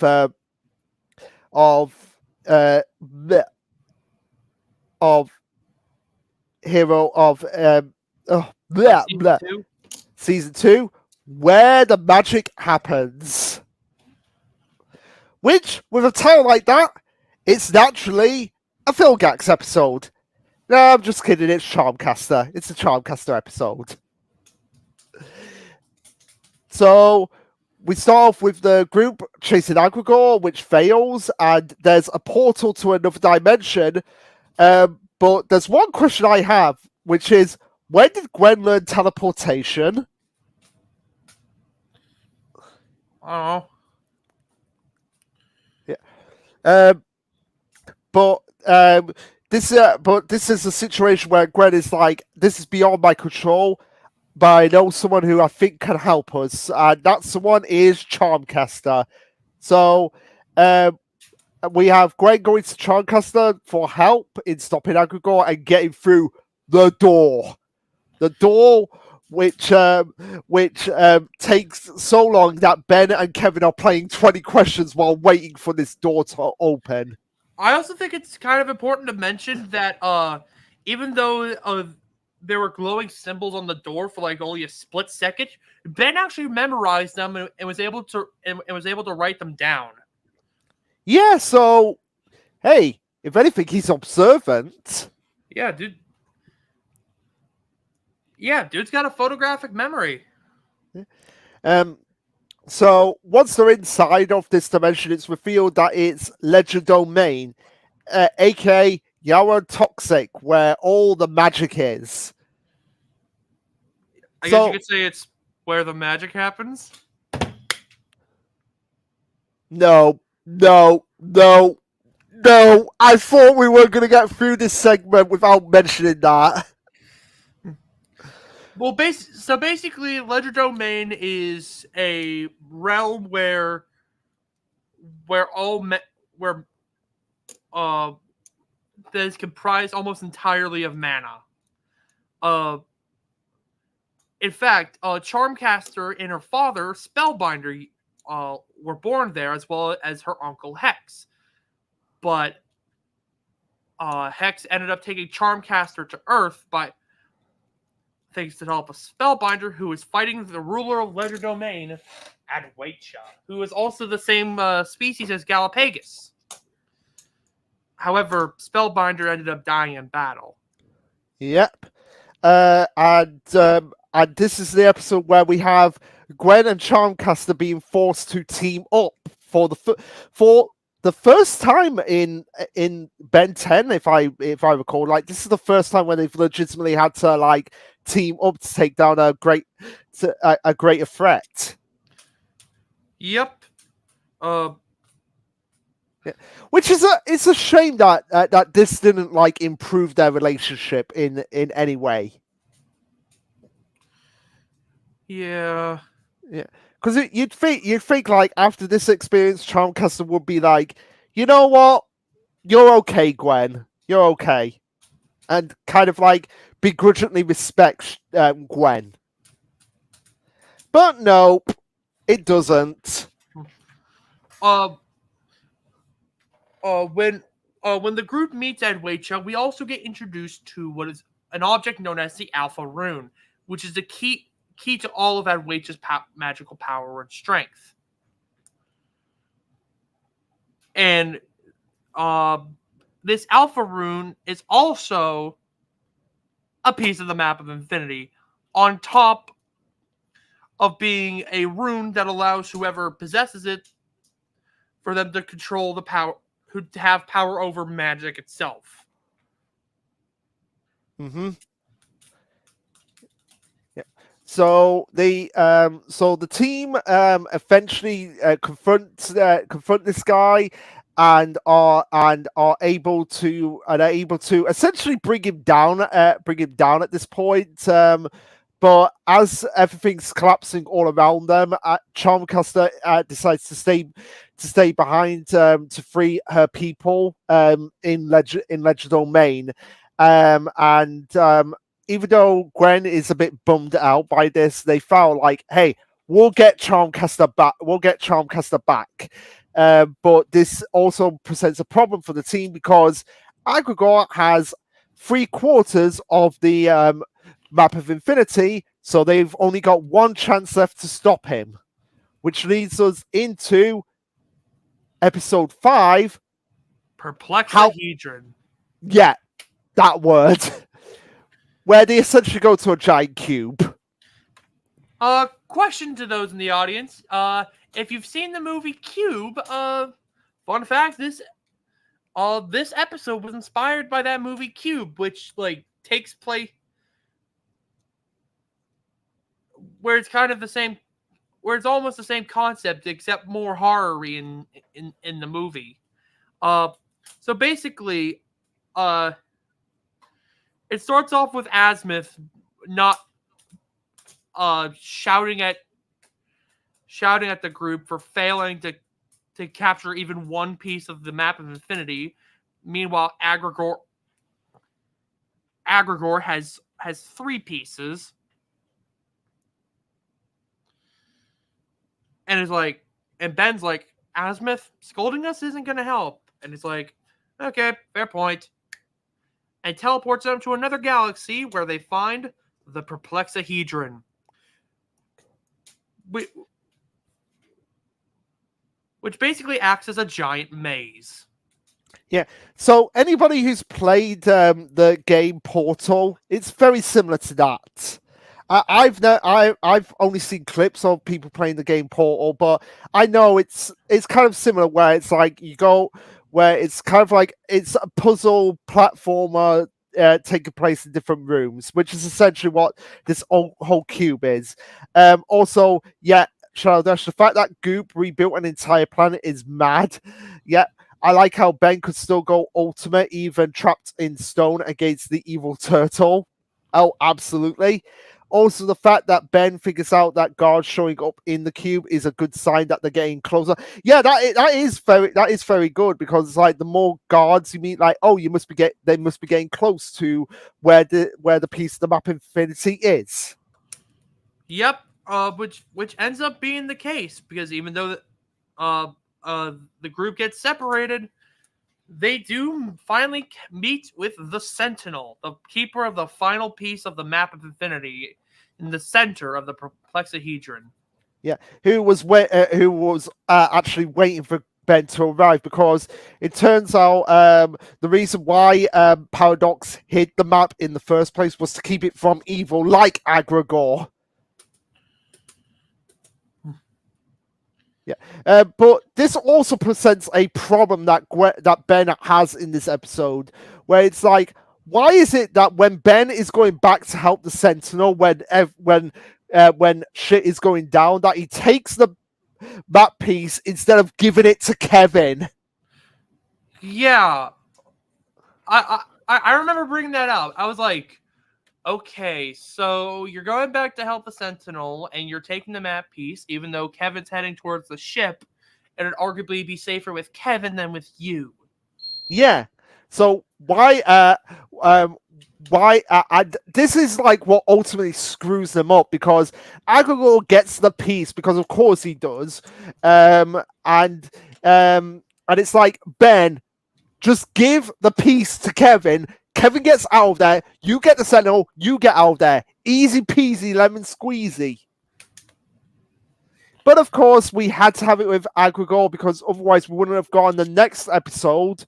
Because this episode is just basically for the most part just them figuring out the puzzles of where to actually go to get to the Sentinel. That's basically the bulk of this episode. But yeah, but now we move on to the Forge of Creation. Almost forgot. In the Perplexahedron is actually where we get the debut of Ripjaw as an Ultimate Alien. So we got another classic alien. Yeah. That Which is pretty apparently cool. Ben re-unlocked in Deep, but that was off screen. Yeah, well, which I call bullshit. Which I say is bullshit. Of course it is. Of course it. Just say that. Hey, it was in there. I just decided to use it again. But now we can move on to episode 6, The Forge of Creation. And of course, Asmith is super pissed now because now Agragor has the entire map of infinity. And now he can make the smooth trip to the Forge of Creation. Yeah. But now, of course, if only Ben and the team had a certain time walker that would help them every now and again. Oh, hi, Paradox. But before Paradox arrives, Ben decides to use Alien X, and it's also in this episode we find out that Alien X is actually hidden behind lock and key. Because Gwen and Kevin have 2 keys on them that plug into the Ultimatrix, which unlocks Alien X. They say they added a safety measure to prevent accidentally transforming into Alien X, or if Albedo gets access to it. Yeah. So we have also Professor Paradox. Like I said, he's taking them to the Forge of Creation, which is the source of all universe powers, and it's where Alien X was born. And Agragor, we find out what Agragor's true plan here, which is not a bad plan, but I just wish it was more connected to what's coming up in season 3 of Ultimate Alien. But anyway, his plan here is that he wants to create a new sapient, basically a new being of alien X species to become omnipotent. Yeah, basically he wants to absorb the power of a baby celestial sapien. Yeah. So Paradox takes them to the chronology, however you pronounce that word. Basically, Chrono-randomization barrier. chroma randomization barrier. So it means that they can breathe in space, but he can't go far. And there is something about this episode that makes me scratch my head. They say that Paradox is not meant to be within 500 light years of a celestial sapient, and yet he's right there. I don't know. Maybe the chrono randomization barrier is keeps him 501 light years away from celestial sapiens.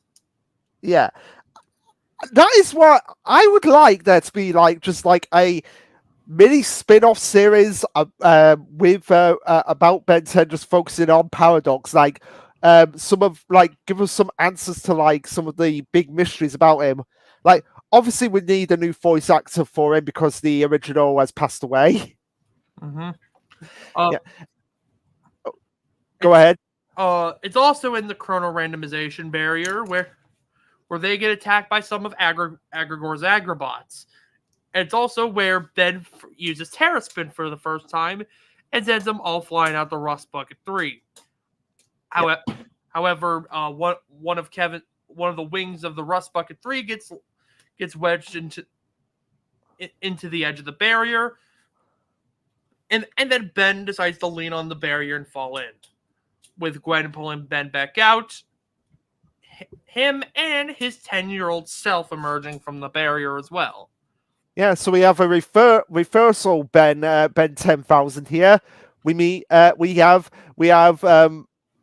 Ben 10 meeting Ben, I guess 16. Yes. And because 10-year-old Ben thinks Kevin's still evil, he transforms into Heat Blast and immediately starts a fight with him. Yeah. And they have to explain like, oh no, you're gonna be he's friendly now. He's not evil anymore. But also, classic Ben being obnoxious. Yes, he is. So after all of this, meeting classic Ben 10 and everything. We finally get to Agrigor almost succeeding in his endeavor, but Kevin sacrifices himself and by becoming a mutant again to stop Agrigor. And of course, this leads to Kevin being out of control. And this was the point where I was like, okay, this really should have been Gwen.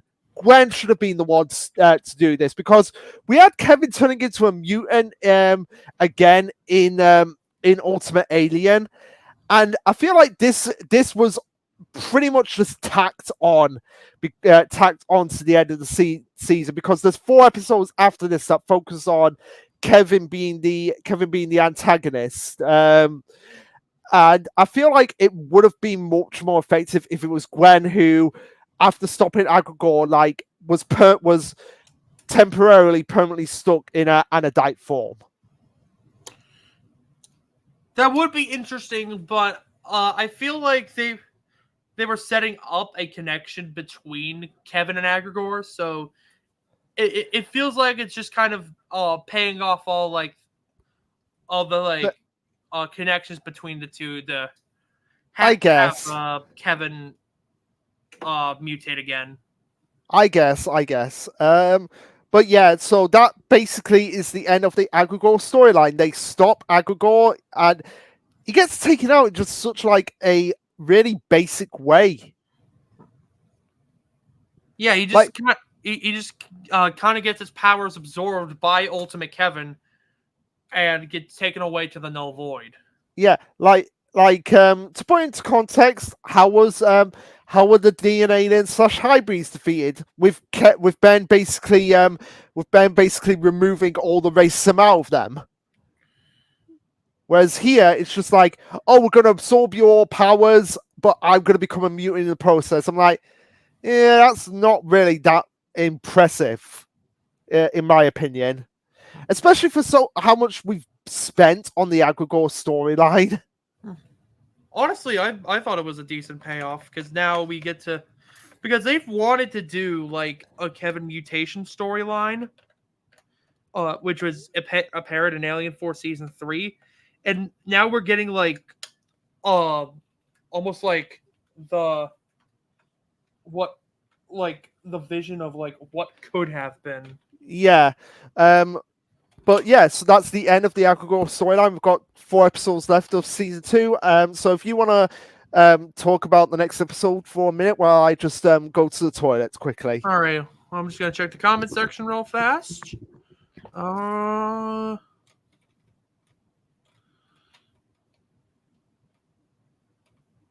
like how Teen Ben just changes Kid Ben into different aliens, just like in Classic when he met Ben 10,000. That I also did like that too. And if only later on Ben takes his own advice about keeping the Omnitrix locked. And yes, calling Swampfire a cheap copy of Wildvine is an insult because, in the words of Anthony Starr, oh no, he's the upgrade. But anyways, moving on to episode 7 of this season, and the first episode of the Ultimate Kevin arc, Nor Iron Bars a Cage. Right now, Kevin's out on a rampage to try to settle some old scores. One of these old scores involves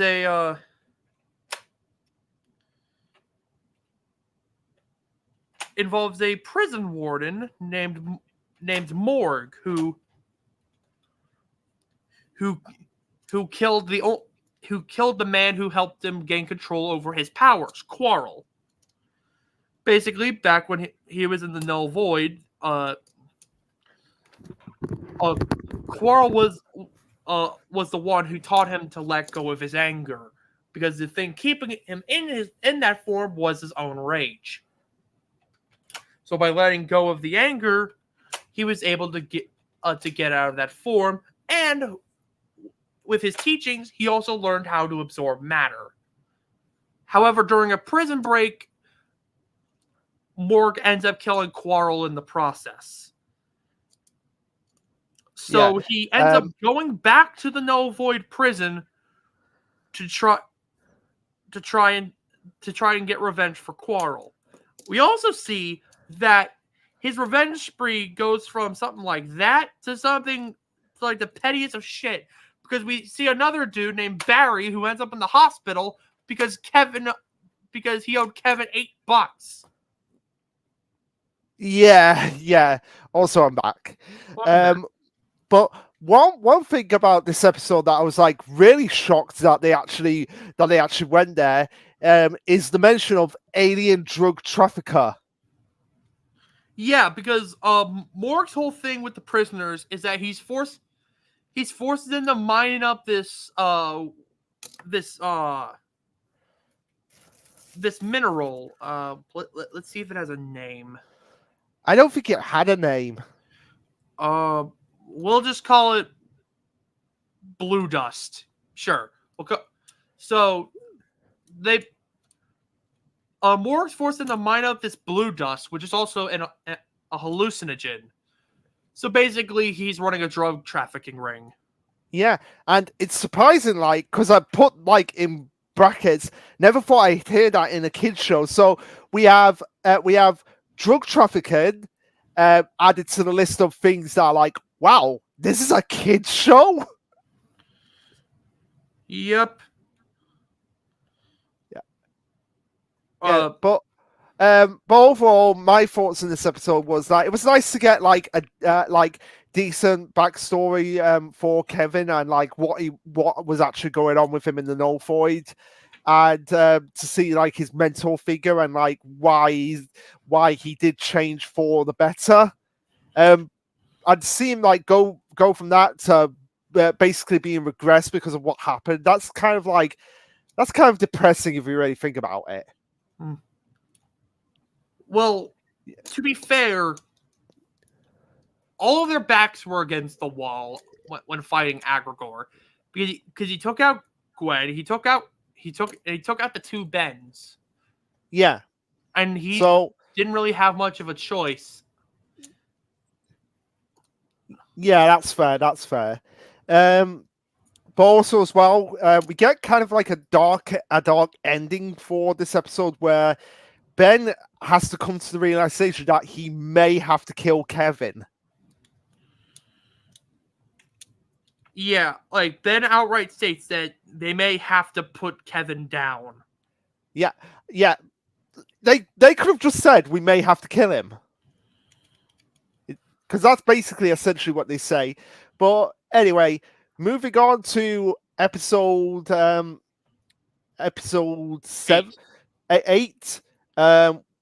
the enemy of my enemy, and of course, who do we start off but with Archert? And also we have the Fido brothers at the Plumbers Academy. Yep. Basically, we have the father of the Vriedels asking Argit to change their scores so they can pass because the Vriedel brothers aren't doing so well at the Plumbers Academy. Yeah, and Ben almost killing Argit. I was like, yes, please kill him, and then we have Kevin also almost attempts to kill Argit for what essentially, because Argit basically at this point deserves it. He is a piece of crap. Yeah, and Argit goes to Ben and Gwen,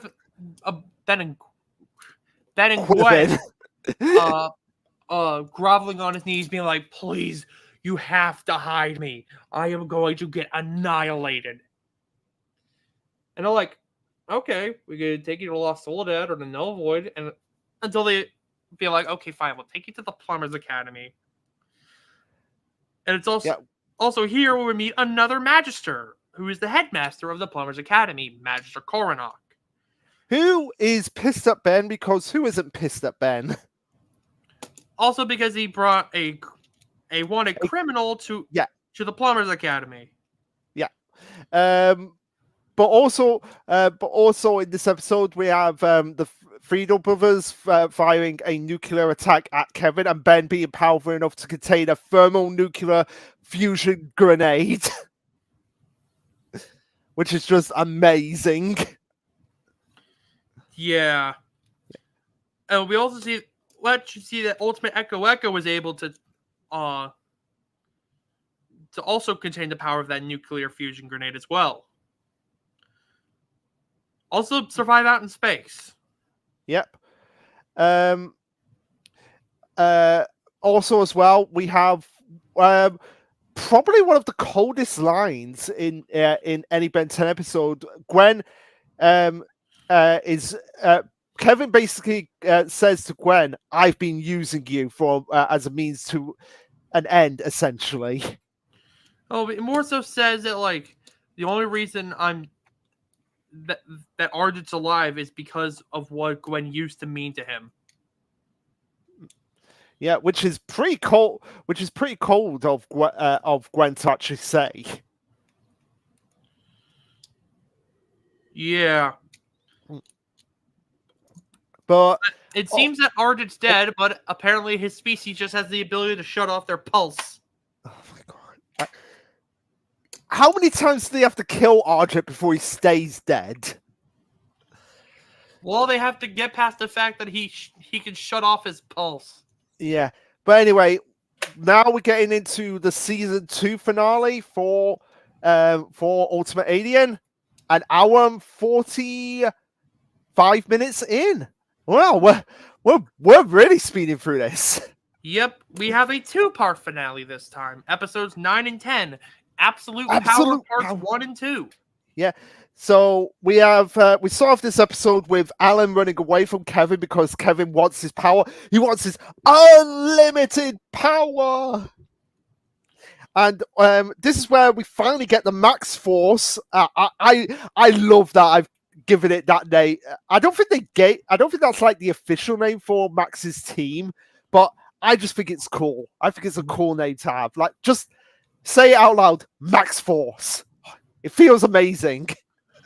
But it turns out that Kevin was not only going after Alan, but also Helen, Pierce, Manny, and even Dr. Victor.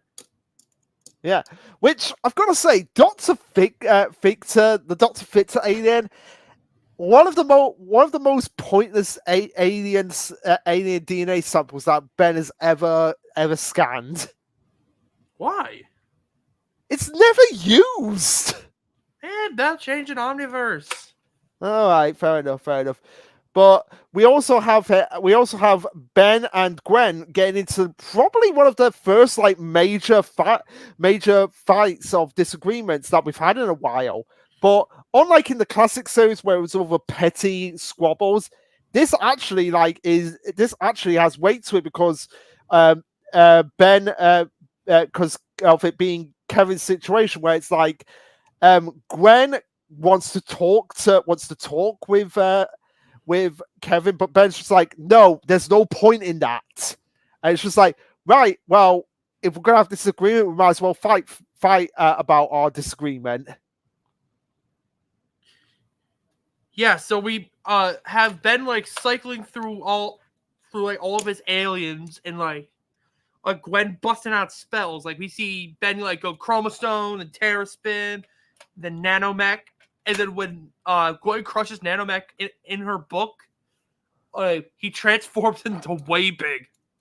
Yes, which is hilarious. But we also have a mention of a particular name, Tardus Mordus, or which I put in brackets. I think Doctor Who's going to sue someone because You change the U to I in that name, and it's basically TARDIS. And I know Dwayne McDuffie is a massive Doctor Who fan. I know that, so it's obvious that that's where he got it from. And we see we also have like Ben attacking some Forever Night a warehouse that the Forever Knights are in, asking about Kevin's location. Meanwhile, Gwen decides to visit Grandpa Max, asking for advice on how to help Kevin. And Max is like, Ben's right. Kevin's got to be put down in order for innocent lives to be safe. Yeah. He's basically doing the Spock thing, like the needs of the many outweigh the needs of the few, even if it's not the answer that Gwen wants. And to hear that from her grandfather, like, wow, that you could just imagine like how much that. I get the feeling that Gwen felt a little bit of a betrayal from Max in that situation. Yeah, and he's like, if you can't be a professional or put your feelings aside, just stay out of the way. Yeah. And also as well, I want to get back to these comments from Charlotte Dash. Thanks for sticking this whole time, Charlotte Dash. I appreciate it. So with no other options, Gwen has to go to Michael Morningstar for help, or and I have to say, lovely Gwen, because that's how Michael addresses Gwen. Because he's a creep. Yes, he is. But also as well, even though Max agrees with Ben does admit that his fame has kind of gotten to him here. And we did have, when we were watching this episode, we did have to ask the question of whose side are we on? Are we on Ben's side, where it's like, no, Kevin is out of control, he needs to be stopped, or are we on Gwen's side, just being like, maybe we can reason with him? But I was like, I'm on Ben's side of just like, yeah, Kevin's their friend, but at the same time, he's out of control. If he was left to his devices, he would probably absorb the powers of Michael, all of Max Force, and potentially kill them. Fair enough, but I do like a nice little callback that we get in this two-parter where we go back to the arcade where Kevin was first introduced. So that was a nice touch to kind of like bring it full circle. yeah. We also have like how Darkstar and Gwen plan to bring Kevin back, and that's by using the Dominus Librium from one of the previous Alien Force filler episodes. So does it technically count as filler now because it's being brought back here? Nope. It was retroactively defillerized. I love that. Like, we're retroactively defillerized because it's the same thing that they're going to be using to kind of stop Kevin here. And I do like that despite everything that's happened with Kevin mutating, he's still trying to resist fighting Gwen, but it's not enough as he starts to absorb Gwen's powers and she has to teleport herself out of here. And again, with very little options, they go to Cooper. And I have been waiting for this moment. Because I said this to Shadow Dash in Discord that I can now stick it to people that were criticizing the Super Mario Bros. Movie for having Chris Pratt as Super Mario and saying, why are you not using voice actors but celebrities to voice characters? Well, those people can sort off now because Koopa in Ultimate Alien is voiced by Chris Pratt. He is a voice actor. Case closed. He did. That's like one of his few voice roles. It still counts. He's still done voice acting. He's a voice actor. Case closed. Okay. Yeah. And by the way, regardless of that point, voice acting is still acting. So it's not like it's reserved for just people who act with their voices. It's still acting. That's the main thing that really irks me when people are like that. Like celebrities should not be being voice actors. I'm like, why? They're still actors. It's still a form of acting. But that's besides the point. So yeah, Cooper is voiced by Chris Pratt here. Yep, and he's also helping Darkstar and Gwen to build a machine to tap into the Dominus Librium. Yeah, but also as well, I did say that was one of the line that Gwen had in the last episode to Kevin was cold line. No, I think we have a even colder line from Kevin here, where he goes to see his mum when he's confronted by his mum and stepdad after his fight with Max, and this line from Kevin is just like, wow, that is like, I'm sorry, Kevin, but what you said here was pretty dickish. If Kevin's mum truly loved his dad, she would never have remarried. I'm sorry, but there's no way around it. That is a dick move to say. That is a dick line. That is dickish to say to your mother. Well, it's more like saying about his mother because, she actually wasn't in the house. It was just Kevin's stepdad, Harvey. Oh, right. Fair enough. But still, either way, it's still dickish of Kevin to say that. Mm-hmm.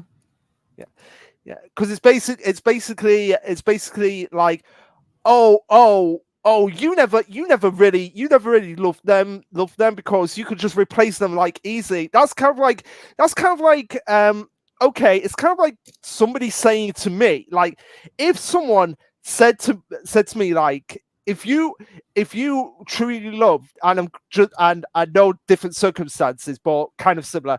If someone said to me, like, if you truly loved Poppy and Maisie, then you would have never adopted Jem.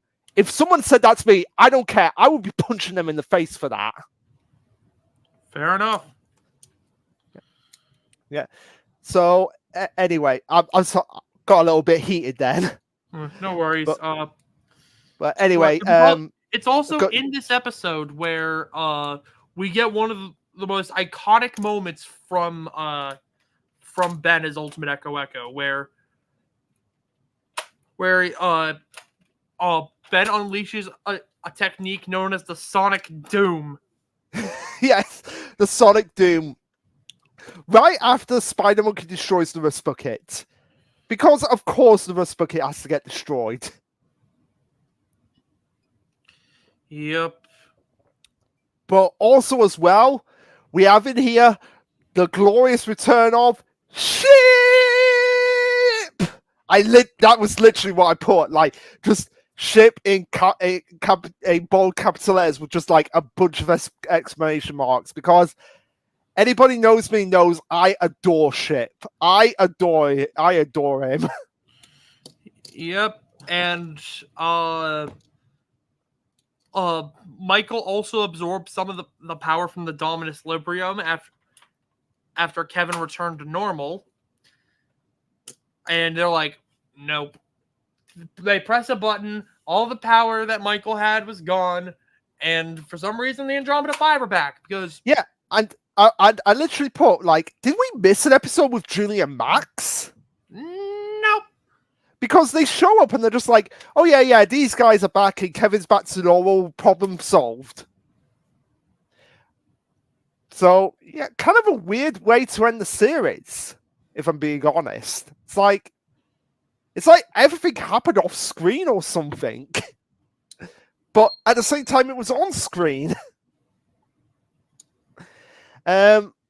So, the only other note I had to take away from this episode is Ben admitting, and I put that in quotations, doesn't like being famous. That's the best joke in the whole series, Tyler. Yeah. Yeah. So anyway, that was season 2 of Ultimate Alien. So yeah, like I said, the Aggregor stuff, it was okay, but I just didn't think it had the same gravitas as what they were trying to make it out to be in terms of like the big scope story arc that they wanted for Ultimate Alien.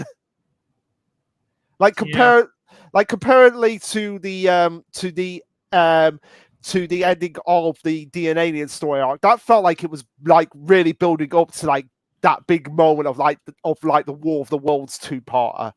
Whereas this one, it felt like, oh, we've run out of story of Aggregor. Let's just cram everything we wanted to do with Kevin into these last 4 episodes.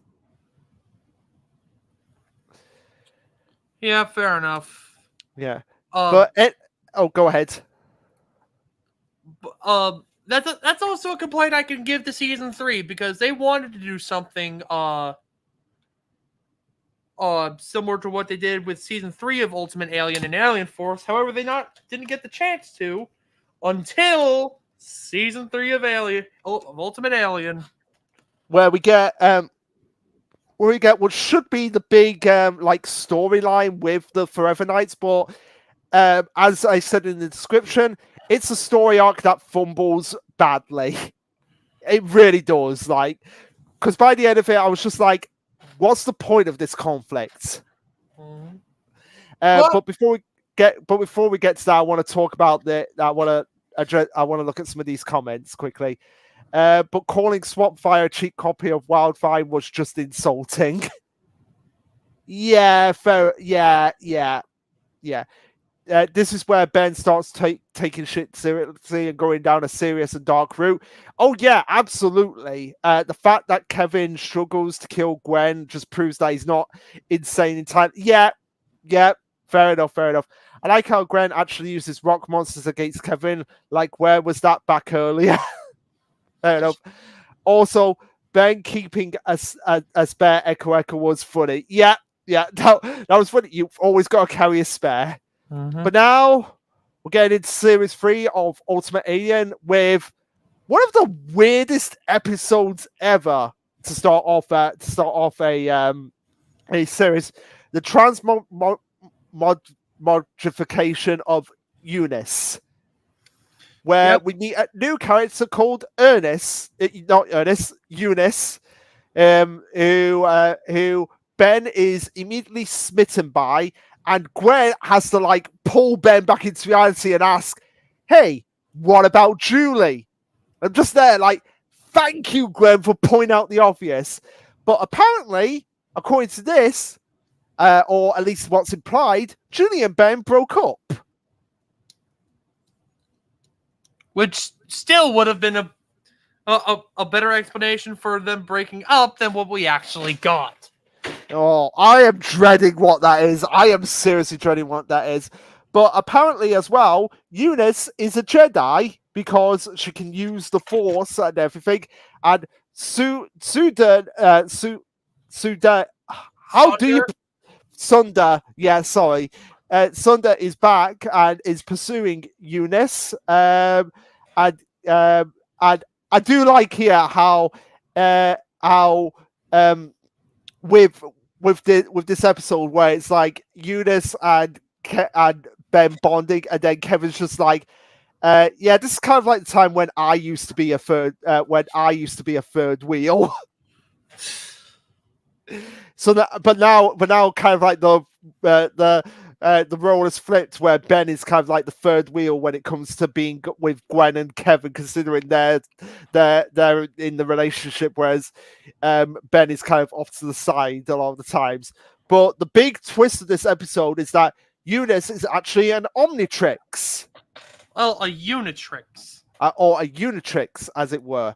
And Asmith was the one who actually sent Sunder to, hey, can you go and get her back for me?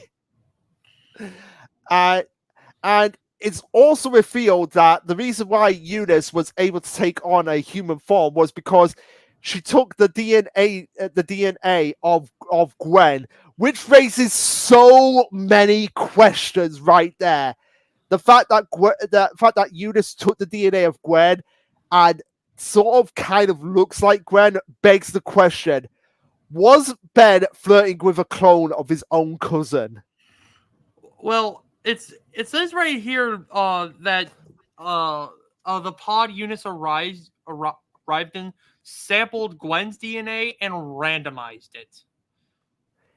Either way, it's still weird to think about that. The fact that it's still Gwen's DNA in there. Yeah, and it does feel kind of, sweet home Alabama. Yeah. So again, we have teen pregnancy, racist aliens based on Daleks. We have genocidal warfare. We have drug trafficking, and now we have semi-incest to add to the list. Yeah, this franchise, sometimes when you really think about it. Yeah, it's weird. Yeah. Yeah, but anyway, that was pretty weird way to start the series, and also with the drag racing with Ben and Kevin. Kind of weird way to start off the season. So anyway, moving on to episode 2 of season 3, Eye of the Beholder. Let's just get it out of the way, Tyler. This episode, basically just Basal coming back for ship. More antics with the Forever Knights. Ben getting advice weirdly from Jimmy about his relationship with Julie. And him talking to And him talking to Jimmy as if he was talking to a therapist. Yeah, it's like, Ben, you don't need Jimmy's advice. You are, well, is he really capable of forming a decent relationship? No, he isn't. We all, I will say the one redeeming factor about this episode is that it's nice that we get Ship back in on the action, which has been badly missed. But it's basically a battle of like, oh, who owns Ship? Is it Julie or is it Basel? And it just eventually just gets to the point of just like, you know what, Julie, you're Ship's owner. You own Ship at this point. Let's just forget about that. But the only over nice thing I can say about this episode is that Ship learned a new word, Julie. So it's pretty much a case of Ship just being like, I'm going to stay with Julie.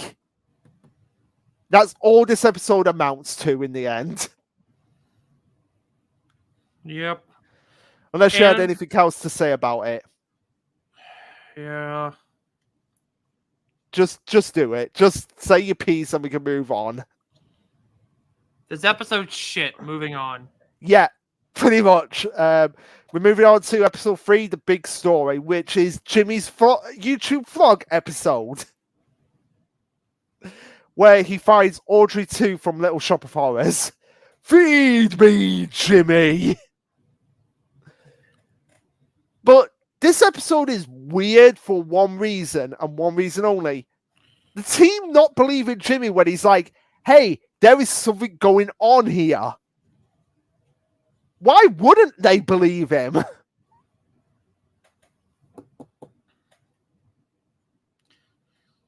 I think it may be because by that point, the plant clones were already implanted, no pun intended. Fair enough. But yeah, so eventually the entire Alien Force team gets turned into plant clones, and it's up to Jimmy to kind of save the day, which is nice that he actually gets. Yeah, he gets this one moment in the spotlight, and I also laughed when you were like, because the way they figure out like how to defeat the plants in this episode was by using peanuts, and you were like confused by that. Yeah, because what do peanuts have to do with plants? And it's like, no, it's the salt in peanuts because plants are sensitive to salt. Yeah. But also this episode just has a weird obsession with Gwen trying to make puns. Yeah, leave the puns to me and Kevin. Yeah, leave the puns to Ben and Kevin. So yeah, a better episode than Eye of the Beholder, but nothing really to say about it. It's just Jimmy doing his thing, figuring out a mystery and trying to solve it on his own, and saving the day with peanuts. So we can move on to episode 4 of season 3, Victor the Spoils. Yep. In this episode, Ben, Gwen, and Kevin all take a trip to a country known as Zarkovia, where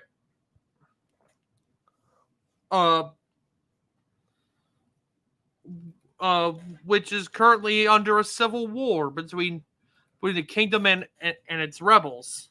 Yeah, which when I saw that, I was like, oh my god, don't tell me this is the sequel to Simple. Thankfully not. Instead, the Prince of Zarkovia, Gula, or whatever, it's basically trying to overthrow his father. Yep, and King Darian's be like, whippersnapper not happening today. And apparently Gila has the frozen body of Dr. Victor. Yeah. So, will Dr. Victor get out? Of course he will.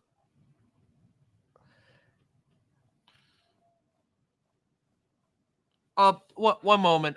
You can keep talking. I'll be right back. Yeah. So Dr. Victor escapes this episode. It's basically like the Frankenstein monster episode of Ben 10, and the team ends up being captured by the Sarkodians after the king is usurped because they want to use Ben for experiments.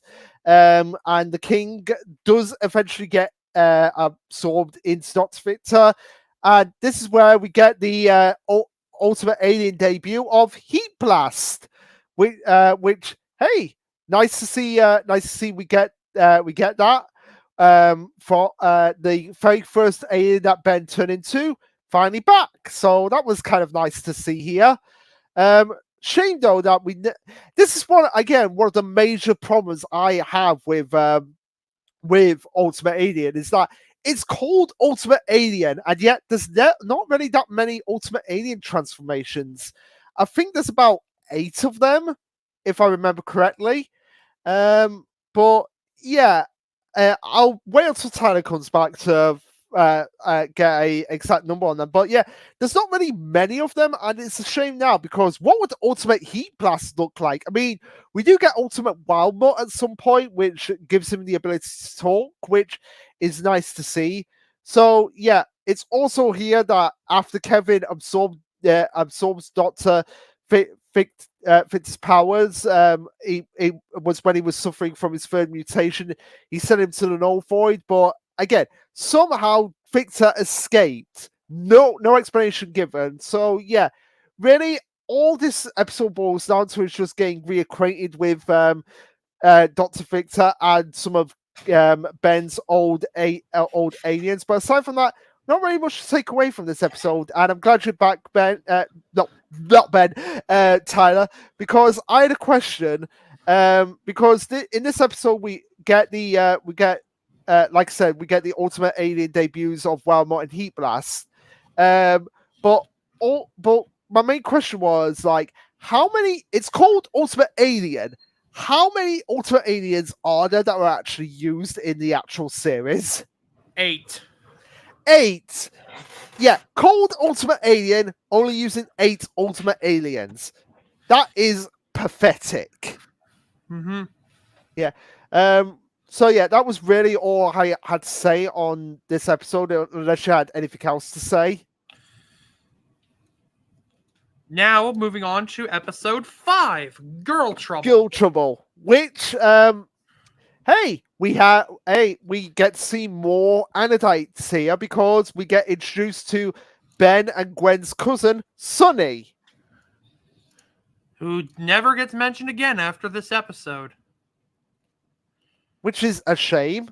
So yeah, Sunny is basically a rebellious Gwen who is just like who I want. So is Sunny like a cousin in the sense that would you say she's a half cousin to Ben and Gwen, because we never find out like who is her father or her mother. Yeah, we do not know. Yeah, because I'm looking on her profile and it says that Fidona's her grandmother, but it doesn't mention that Max is her grandfather. So it begs the question: like, is she a half cousin to Ben and Gwen? She has to be a half cousin then. Yeah, I guess. Oh wait,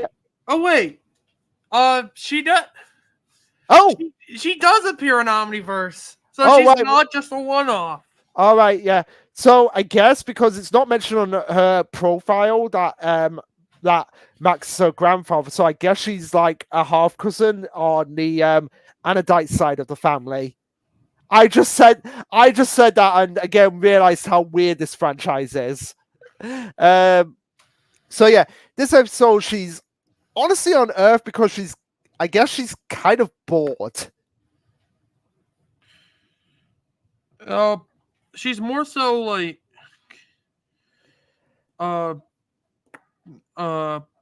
she's been sent to Earth by her grandmother because rebellious teenage Anodite for Anodite time, and she's bored and she wants something to do. Yep, and And we also get introduced to her boyfriend Antonio. and he's basically just a giant troll guy. Yeah, who, like, how does that work? Like, how does that work? Love is love, I guess. Yeah, I guess love is love. So yeah, and Sunny basically okay,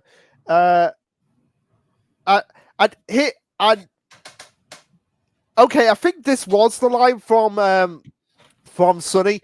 Work is for people with no passion. I believe Sunny does say that. And I'm just there thinking, like, actors, writers, directors.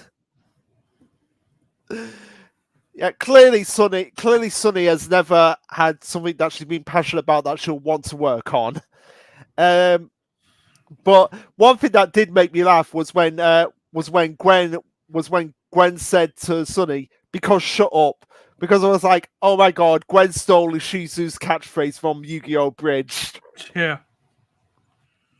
And naturally, we have Gwen being jealous of her cousin throughout the episode. And the only way to stop Sunny in the end is we have a Fedona ex Machina.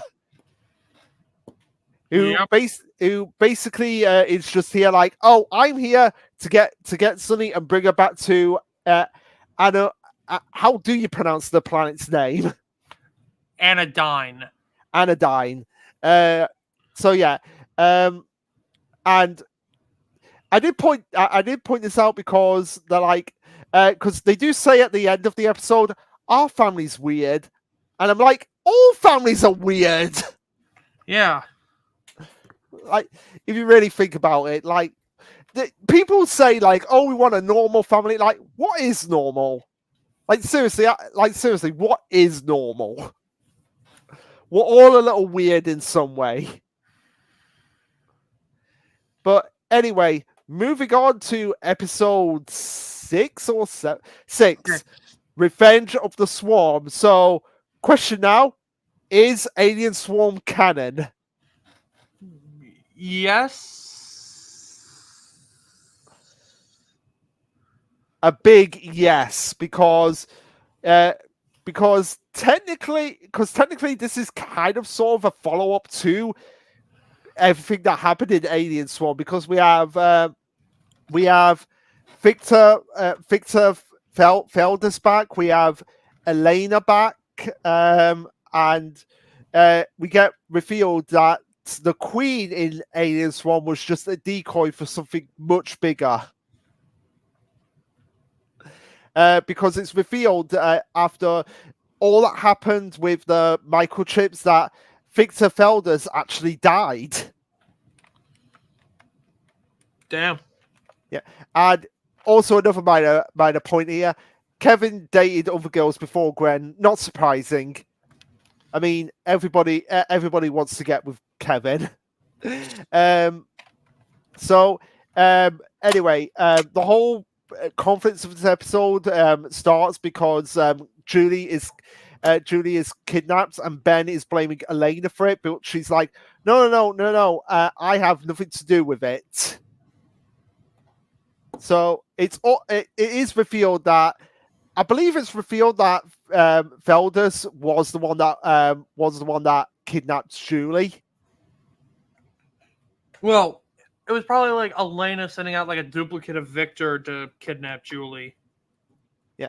And also as well in this episode we have Elena being a dropout from the Plumbers Academy. But the big thing that I feel like we have to address the elephant in the room with this episode with Elena. Her design. Queen. No, not that. I was gonna. That as well. She's the Nano Queen, but also as well, her animation design is different. It has been altered from the live action version. heavily to where it is infinitely worse.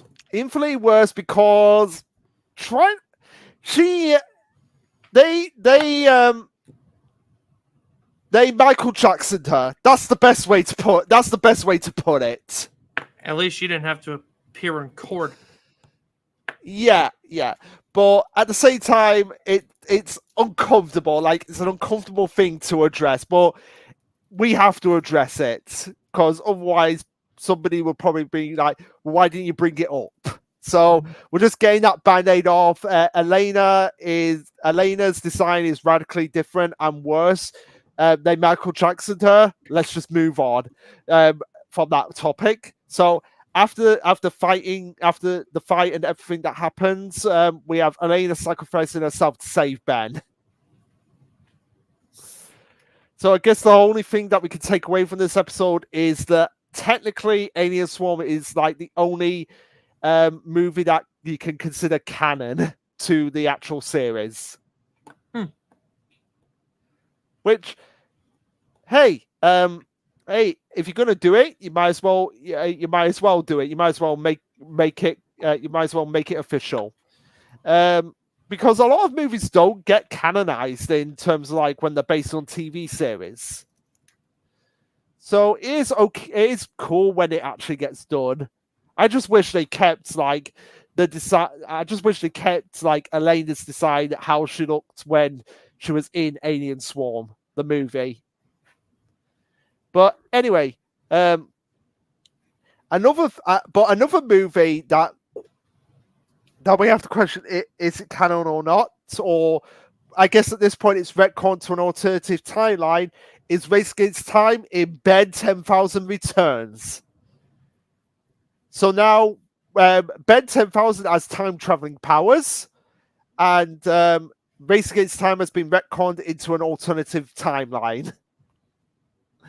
And a lot of people did. I've seen a lot of people bring this up as criticism, but the fact that Ben 10,000 can now use the powers without actually transforming into the aliens.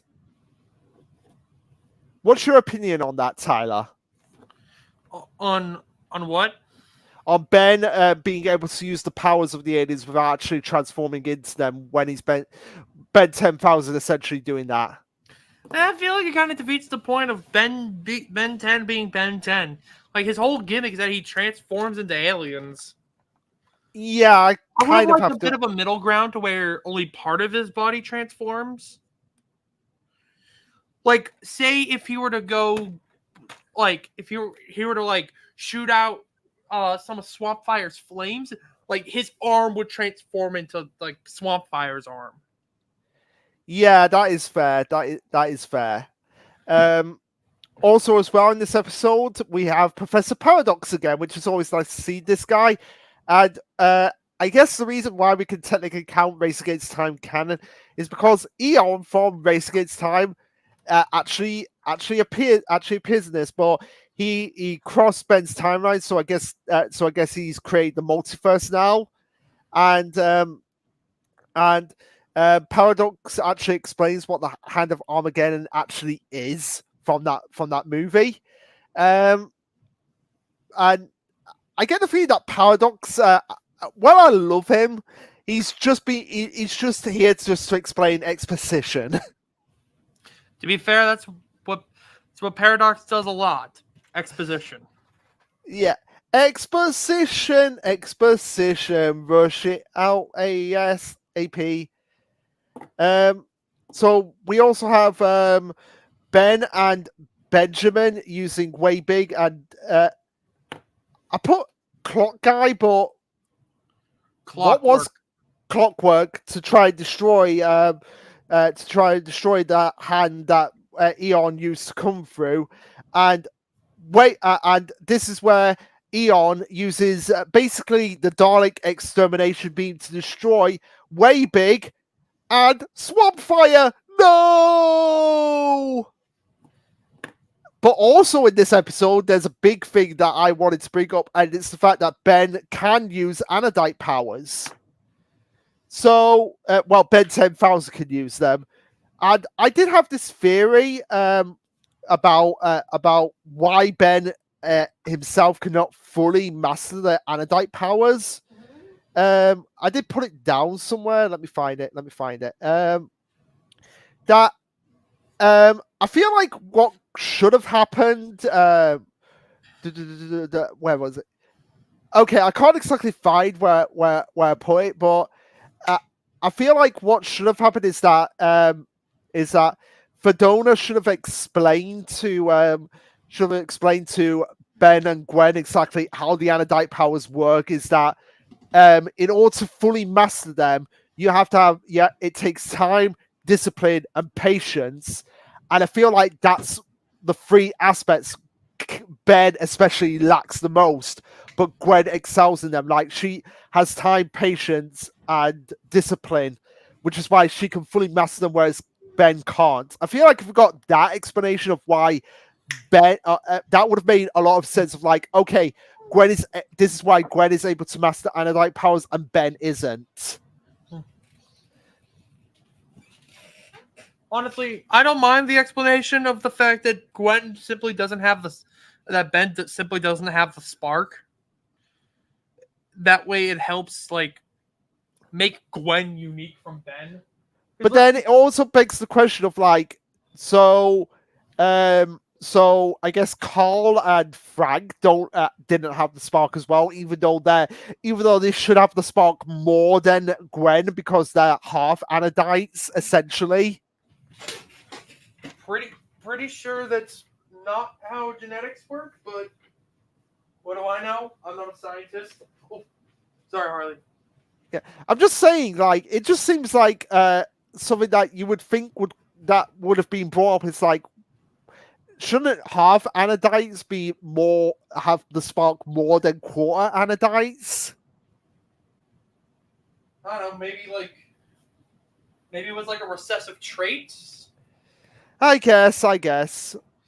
It's just something that I found really interesting to bring up, especially with this episode, because I get the feeling that even though, like I said, that Ben doesn't have the spark, he can potentially access it just for a very brief moment. But yeah, what do we know? And also at the end of this episode, we have Ben 10,000 essentially unlocking all aliens Ben has turned into for Ben. So now we get all the aliens. We now potentially get all the aliens back that Ben has not used for a while. Yep, even though they don't really capitalize on it. But hey, we do get some of the classics back. Like, yep. As we'll see later on. But yeah.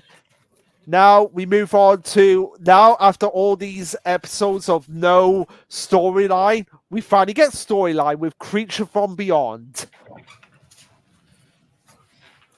Yep. It all starts at a retirement home where we meet this guy named George. And old Georgie here decides to stand up and go out for a nightly stroll. But is it a nightly stroll? Who knows? So we also have the Forever Knights as well attacking the Circle of Infinity. AKA a giant manhole cover standing up with an infinity symbol. Yeah, and also as well, I love the line here. Must be Monty Python week. Yeah. So, and also as well, Gwen saying, I'm gonna have to start taking notes. I know the feeling, Gwen. I know the feeling.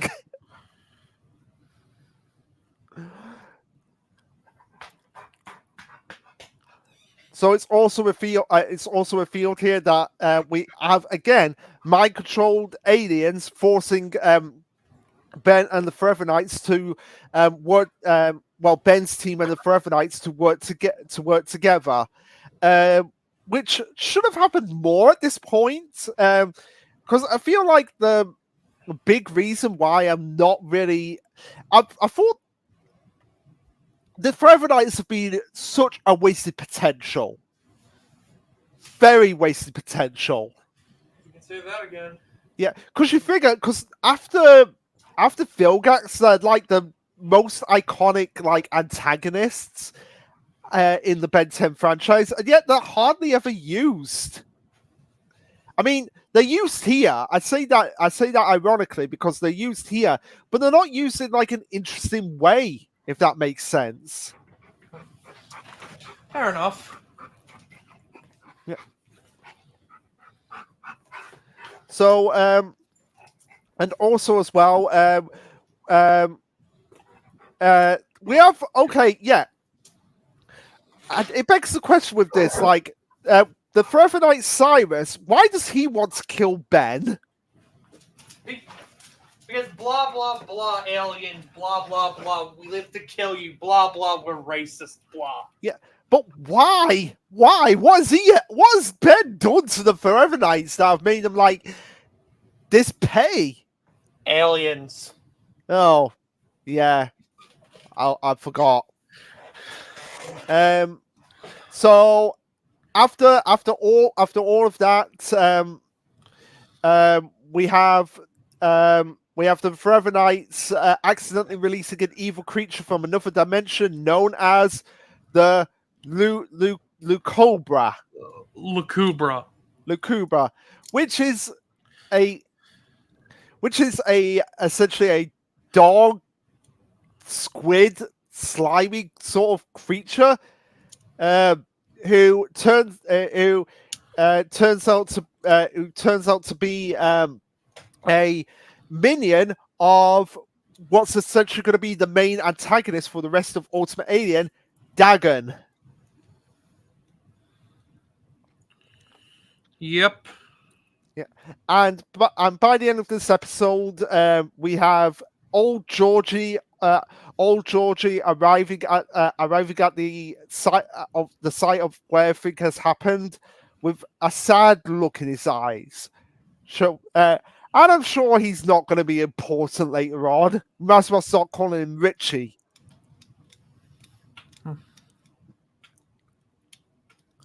But yeah, not really much to say about this episode, if I'm being completely honest. Yeah.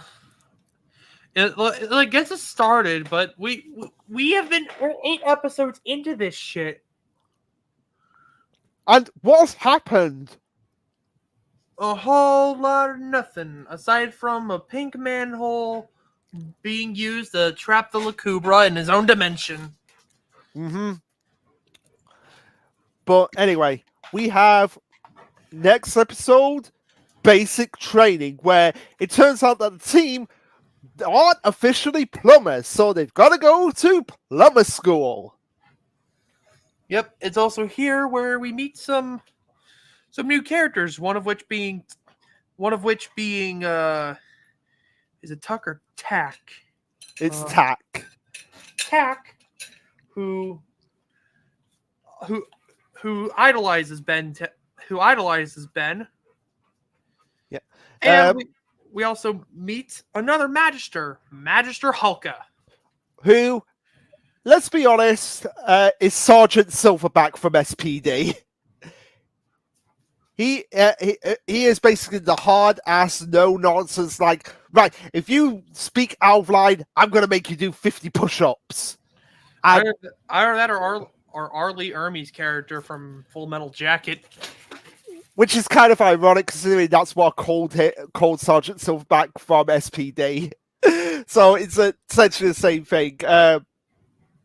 So we have a restriction for Ben here, where he is forbidden from transforming. Sorry, because I feel like it's because they think like him transforming is cheating in a way, which it is. It is if you really think about it. Because Ben needs to learn, like, hey, you can't always rely on your transformations, Ben. So we're gonna forbid you from transforming, and this is where Ben really struggles because Gwen can use a gun, Ben not so much.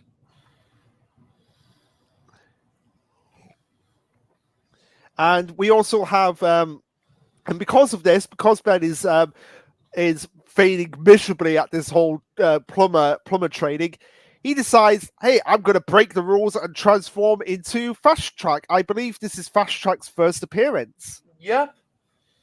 Which Fast Track is essentially just Accelerate, just with a different name, if you really think about it. Mm-hmm. Yeah. So we also have as well the team basically after trying to break the rules, being caught and having to be punished with tech. Before it's revealed that there is more going on here, where we have a creature called Cola, basically appearing, who I believe got out of the null void and is now on the path of revenge. Yep, against because Magister Hulk sent him there. Yeah. So, and even though Ben is forbidden from using his transformations, he still transforms into forearms to save Magister Hulk's life. Mm-hmm. Yeah, and once all is said and done, the team, the Hulker decides to pass the team, and they're now all officially plumbers in his eyes. So, go ahead.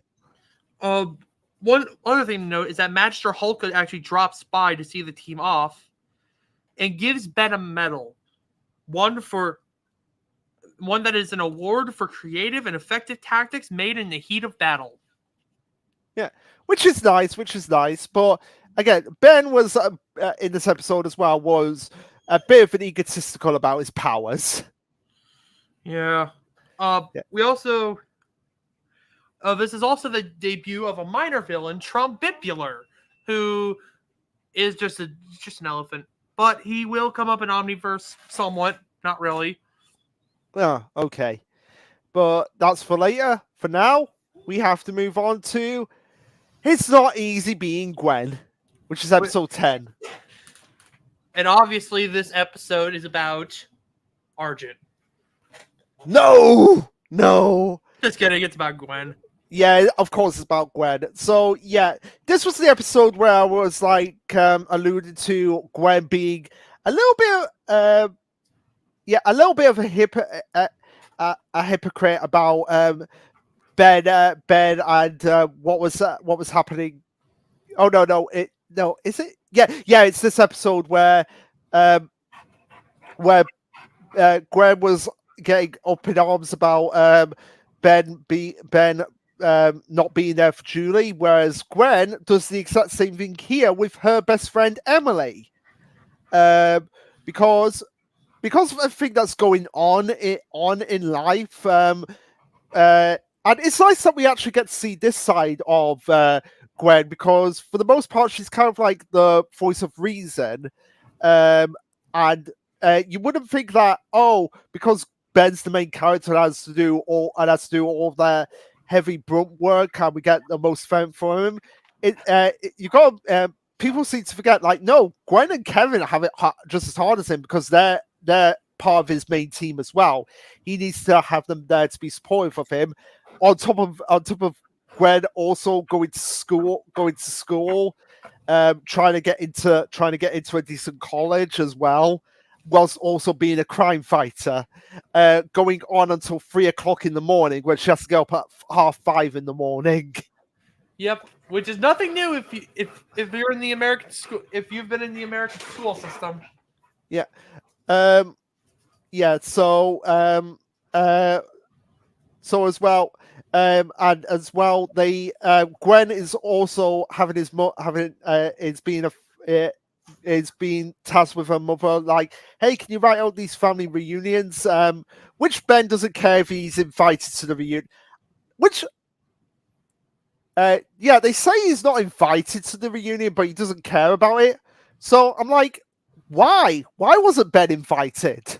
I think it's more so to be on Gwen's mom's side of the family. Okay, fair enough. But yeah, I do. So we have Gwen's best friend here, Emily, who has a piano recital and wants Gwen to be there to support her, because of the fact that Emily would do the same thing for her. But Gwen is just Gwen is. I feel like Gwen as well, kind of starts to realize like, hey, maybe I should not be as hard on Ben. I get the feel. I'm just getting my own theories out here, but I get the feeling that Gwen would probably be like, maybe I shouldn't be as hard on Ben about having to balance having a relationship with Julie and also saving the world, because that's kind of what I'm having to deal with right now. Well, at least her boyfriend is fighting alongside her. Yeah, but no, I'm talking about like when it, like with Emily wanting Gwen to be there for her recital, and Gwen having to stop Animo. Even though it's Animo, I feel like Ben and Kevin could have easily taken him on by themselves. You make a fair point. Especially considering when in Escape from Agrigor in the opening scene, we saw a brainstorm taking care of Dr. Animo's Yeti, no problem. Yeah. Although I did like in this episode where we got like a juxtapose of Emily playing her piano whilst also the fight was going on at the same time. And eventually Gwen does make it there for Emily to see her recital, even though her uniform is like tattered and bruised. So yeah, really, after this, really with this episode, it's just nice to see like, hey, yeah, Kevin and Gwen, they have it just as hard as Ben does sometimes. So yeah, and now we can move on to episode 11. Prisoner number 775 is missing, aka the episode where Colonel Rossum reveals like, hey, Area 51 is an alien prison. Yep. So basically, it starts with dear old Georgie on his stroll, and he ends up going to Area 51, and then teleporting it to God knows where. Yeah, but also here we finally get an explanation of why Ben says the names of his aliens out loud. It's to strike fear into his opponent. Yeah, and I do like how this is brought up again when later on in the episode where he transforms into Wild Mutt, and Gwen says Wild Mutt, and she's like, somebody has to say it, essentially.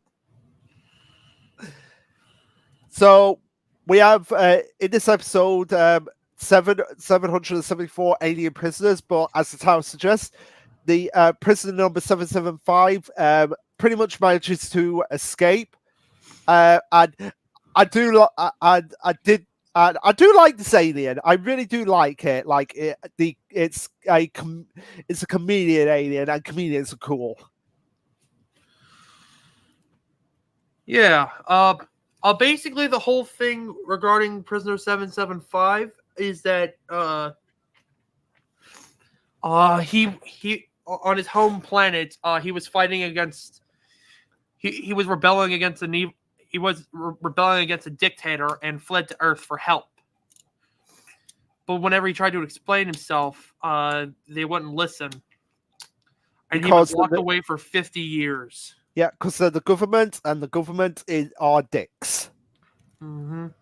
Yeah, but one thing I did like as well about this episode was Raph. Raph was funny in this episode because of him just arguing with gravity.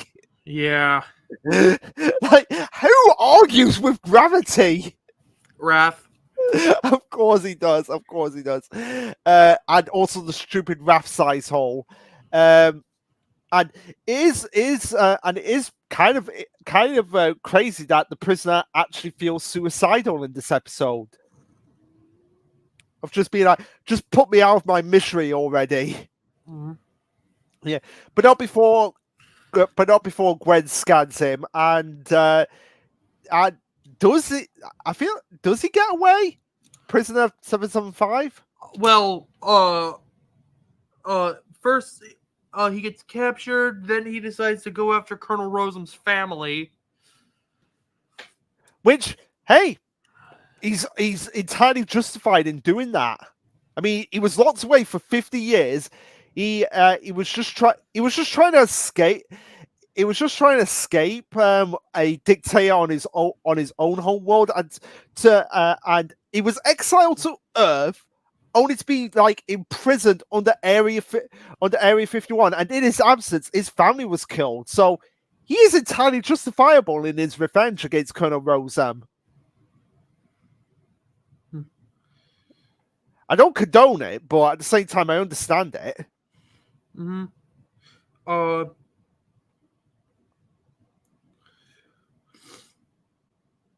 Yeah, but also as well, it's revealed that the Area 51 being an alien prison is illegal under interstellar law, which you'd think after this that Colonel Rosen would have been arrested by the plumbers. Yeah, well, yeah, you'd think, but no. Yeah. So anyway, oh yeah. So Prisoner 775 eventually after Getting his shit kicked in by Ultimate Wildmutt. Yeah, and saying to Ben, just kill me so that I can be reunited with my family. And everything. He's eventually taken away by the plumbers, but not before Ben scans him and unlocks Chameleon. Yep. Or as he calls it in this episode, Overkill. Which do you prefer? Overkill or Chameleon? Chameleon. Yeah, fair enough. So yeah, really interesting episode. Pretty complex episode of just like who is really the villain of this episode? Is it Prisoner 775 or is it Colonel Rosem? It's Colonel Rosem. Yeah, fair enough. It's actually been stated by Dwayne McDuffie himself on his message boards that this episode is like an allusion and commentary on Guantanamo Bay, and which was like a prison for opposition arrested during the war in Afghanistan and Iraq. And when Dwayne McDuffie heard of that, he thought it was horrible, holding people who did no wrong against their will. Yeah. And Prisoner 775 did nothing wrong. He was just like, I'm getting away from this dictator, and to get captured, put in prison for something for no reason, and then have my family killed. Yeah, I'd be pretty annoyed by that. Yeah. But anyway, we now get Moonstruck. Probably, I would say this is probably my favorite episode of Ultimate Alien. Why? Because it's the Max backstory. We get Max's backstory in this episode of like how he was recruited to be a plumber and how he met Fedona, who starts off this episode with them clearing out the rust bucket too and with Ben trying to make the job easier by transforming into forearms, but he gets stuck. And so they literally kick him out of the rust bucket, and this is where Gwen finds a bracelet in one of the boxes that Max is carrying, and Max explains, "Oh no, this belongs to your grandmother," and he starts to tell the story of how him and Fedona first met, and we get a look at young Max, who Ben 10,000 without the beard and everything is the spitting image of a young Max. I'll say. which is crazy to think because that's something me and Ben have in common because I'm the spitting image of my grandfather when he was in his younger years. So that's nice. I literally put more Max backstory for Fedona. Gimme. Well, basically in this episode, we see that Max was once a pilot in the Air Force who was very reckless, very stubborn, and very spontaneous. And they're like, let's send your ass up into space. Yeah, and I think Senku would like to have a few words with you, Max, because he's getting to the moon before you. But also as well when we have Fedona, who's in disguise, being chased by a UFO. We have them on the road, and they crash into a truck. So, did the trucker die? Did the trucker die that the robot that was chasing them crashed into when it crashed into that truck? Did the trucker die?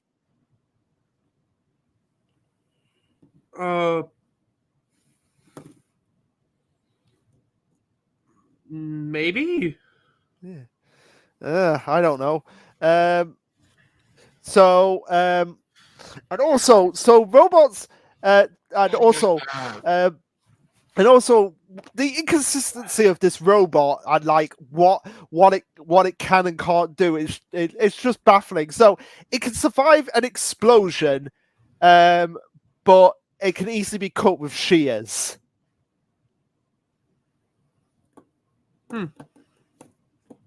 So it's like how is that metal just sturdy or paper thin? I guess just really paper thin. Yeah, fair enough. So yeah, and also this is where we get an appearance from Magister Lambrid, the Magister that was killed back in Alien Force. So this it's nice that Magister Lambrid was the first, like, I guess, plumber that Max ever came in contact with.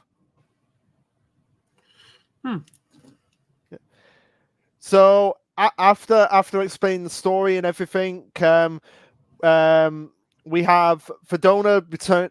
We have Fedona return to her adult form, and she asks Max to come with her to space. And Max is like, "Yeah, I'm needed. I need to do things here on Earth."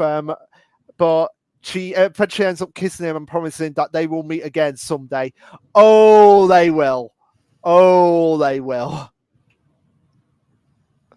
Yeah. So it was nice that we got this like Max backstory of like how he first met Fedona and how he was first recruited to join the plumbers. Yeah. Go ahead. You go. It's just a shame that we'll never see Fedona again. Yeah. Again, why introduce like Max's technically wife essentially, but never give her like at least one appearance in Omniverse. I don't know. Wait, hold on. Let me check if she actually has an appearance in Omniverse. I don't think so, but hey, can't be too careful. Yeah.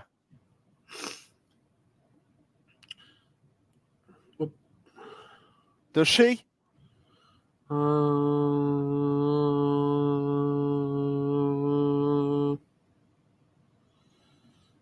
Alien Force. Nope, she does not appear again. No, which is a shame. Again, still waiting on that Max spin-off with him as the main character. But before I can plan out my fan fictions, we need to get on to Simeon Says. Yep. which is the return of everyone's favorite arachnid chimp, Simeon. Which, not really, not really a fan of Simeon. But hey, at least we get the Cena night, Cena sights again, which is always a treat to see them and have them turn creatures into DNA aliens.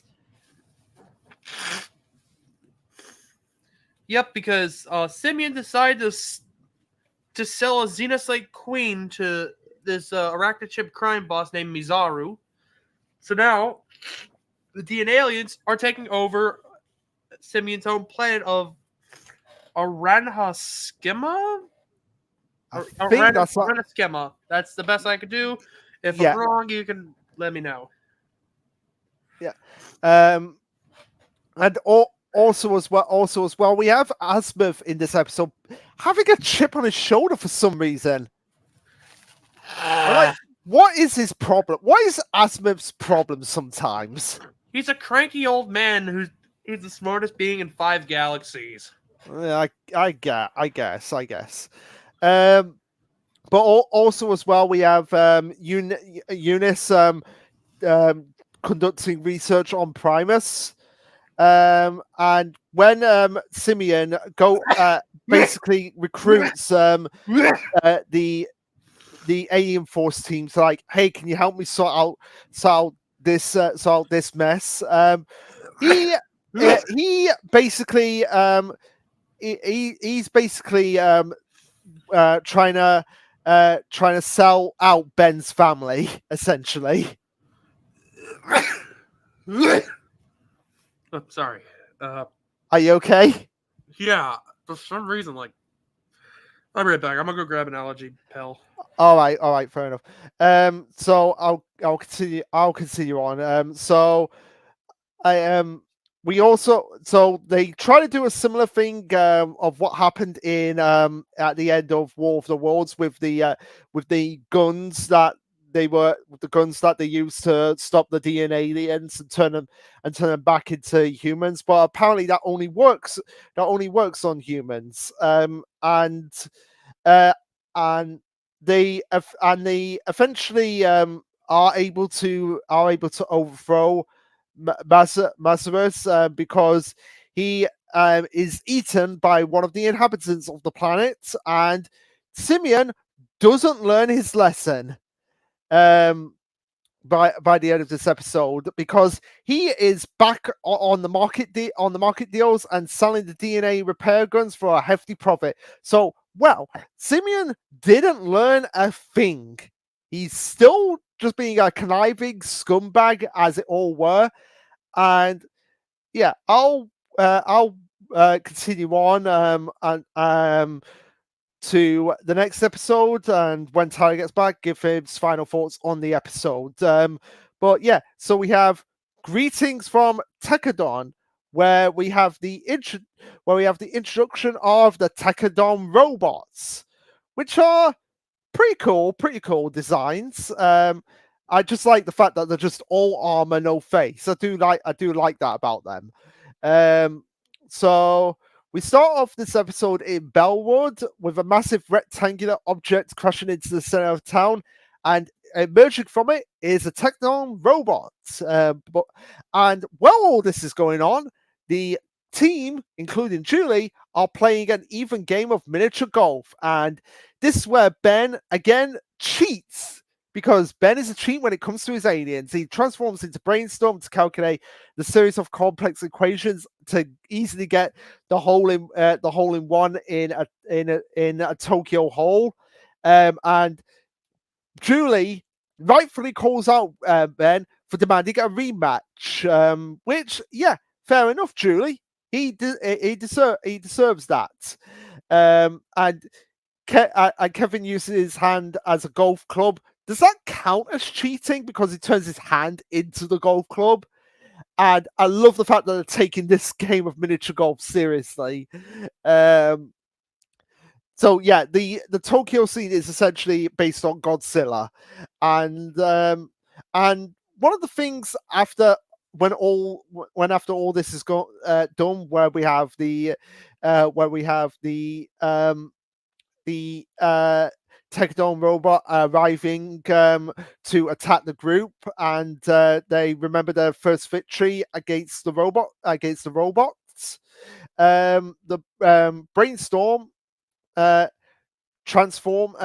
brainstorm transforms into goop, and it's but it's far more difficult with battling the Techodon, and it forces Kevin to spare the robot with a model of to spear the robot with a model of Tokyo Tower from the golf course. So this is where Kevin's like, okay, we're gonna get the black box from the robots with the intent to figure it out who sent it before selling it onto the open market, which yeah, Kevin would do something like that. But the one thing I do want to say about this episode is that I do like the conversation Ben and Gwen have about just the everyday life of like how weird their life kind of is, but also as well how Ben does take things seriously and only makes what he does look easy, and they're having a conversation at Mr. Smoothies because of course they are.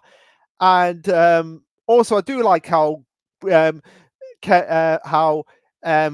and Ben are just like, "Hey, hey, did you ever think we would be friends?" No. So that was pretty nice to say about that. And after buying the robot after buying a robot and it breaking Mr. Smoothie, everyone's just like, "Oh, nobody breaks Mr. Smoothie." Gwen goes to see Volcanus and Archer being there. So, and it's revealed in this episode that Volcanus spent enough money because the Techodon robots. It's revealed that Volcanus is the one behind them all and is using them to just destroy Ben for him. And he spent basically an entire enough money to buy a solar system on the Tekken drones. So it begs the question, like, how much do these Tekken drones actually cost? I don't know. And it's revealed that the ID masks that Kevin was using in Alien Force to basically hide the fact that he was a mutant can be used to copy objects. So they use it to reconfigure so that the Techodon robot attacks Volcanus instead after they're able to start attacking the robots and have a big battle. And Volcanus angrily flies away with the robot going after him, yelling at Ben that he wishes he could hate him to death. Hey, you never know. And so with all the issues resolved with the Techodon robots, the team decides to get Julie and play a rematch in miniature golf. And Ben at this point is just like, you know what, Gwen? You drive for us. So it's nice that we had these little moments between Ben and Gwen. So yeah, really like this episode. Despite Arjun being this episode, I thought it was a very fun episode, and the Techodon robot was pretty cool. But now we move on to The Purge, episode 15 of series 3. So yeah, we are about so we're nearly there. We're nearly there, guys. We're nearly there. So yeah, the Purge. So we have the Forever Knights, Driscoll and Connor and Sinnock. We have them all back, and it's revealed here that there are different houses on the Forever Knights. Of the Forever Knights, implying that there are different factions for the Forever Knights. We see old George kicking ass, and we're feeling like, hey, I am the original. I am the original George as the founder, the original Forever Knight, and George unites the Forever Knight factions into one and vows to rid the Earth of all aliens, because the Forever Knights are racist, and that's all they are. And this is where we get like probably one of the most shocking. I don't know how to feel about this, but basically Piers from Max Force dies in this episode. Like the Forever Knights straight up kill him, and I was just there like, wait, did the Forever Knights kill Piers? And yeah, he's basically dead. And again, we have Argent. Why is Argent in so many episodes in Ultimate Alien? Like, do people like Argent? Because I certainly don't. But yeah, so basically Piers is the one that actually dies here, and that was like the most shocking. Like, wait, what? Huh. I thought there would be more to that. But yeah, so we have also as well Gwen and Kevin fighting to, fighting Tombo. Basically the alien from Basic Train that looks like an elephant. I cannot pronounce his name. So apparently he's escaped the null void, and despite their efforts, he escapes. Argent arrives in a shuttlecraft, and he explains that what the Forever Knights are actually doing, and he needs their help to convince them to let him stay because he is a spineless coward like that. So they're like, oh, well, fine, we don't trust you, but we're gonna help you anyway. We're gonna try and look into your story to see if it's true. And they're finding out that, oh yeah, a few hundred aliens have indeed left. So it's like, okay, yeah, this is worth addressing. So they eventually go to the Forever Knights Castle to investigate. But after activating an alarm, they release another mech dragon, which is stronger than the ones they've faced before. And Ben transforms into Lone Star, and he and him and Kevin are able to just destroy the dragon.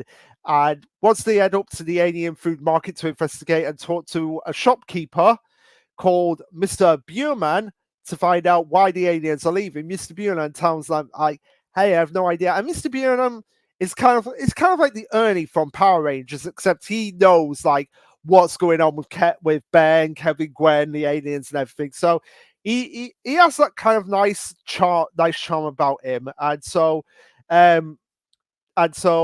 it reveals that, hey, this is what's happening. I am hiding this alien family from the Forever Knights, because if I give them up to the Forever Knights, they'll be killed. And sure enough, the Forever Knights have been attacking aliens on Earth, so the team were like, right, we're gonna set a trap and wait for the Forever Knights to show up. And as soon as they do that, they're basically getting a bunch of aliens into one room, and George's Knights arrive and start attacking the team, with Ben transforming into Merc Upchuck and leading, and they're essentially outnumbered by the Forever Knights and are defeated by a plasma beam tank before Ben, Gwen, and Kevin free themselves from the handcuffs that they've been in place with. And Ben's just like, so Driscoll, I challenge you to a duel. And he eventually defeats Driscoll with Ultimate Spider Monkey and threatens to free the aliens that have been captured as prisoners and get rid of the Knights. And as he transforms back into Ben, he delivers a serious threat to Driscoll, which extends to the entire order. So the Forever Knights like, okay, we're going to free the aliens. And Driscoll reports his failures to George, but George reassures him that he will not be punished. This is the beginning of a far greater war, the battle of 100 lifetimes. No, it isn't. No, it isn't. It's nowhere near as like the Battle of 100 Lifetimes as it was with War of the Worlds. And we'll get to that when we get to War of the Worlds.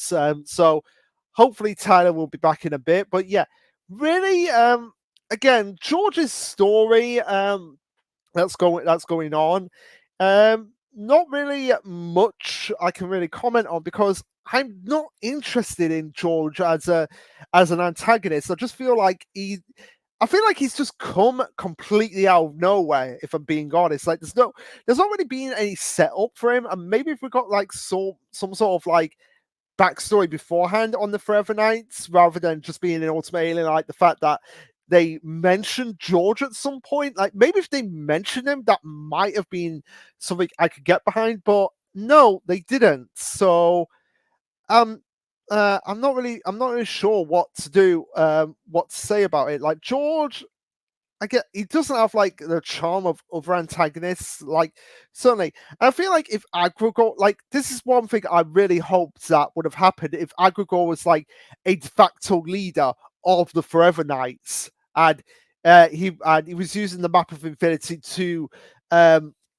to basically get to what they want, get to what their ultimate goal was for this season. I feel like that would have made Agregor much more of like connected to everything that's going on in Ultimate. But it seems like Ultimate as as an issue where it's like we have all the storyline with Agregor in just the first half, and then but we have like 30 episodes left. What do we do? Let's do a Forever Night story. Like, okay, but we haven't built up the Forever Nights in any way. So it's like, oh crap. So yeah, that's. But overall, the Purge was okay. It's just like it's just not an episode that I would really go back on to, and it's only going to get worse from this point on because now we get into the Flame Keeper Circle where we get introduced to the um Flaming Keeper Circle, also known as the Exalgor, the Exalgors.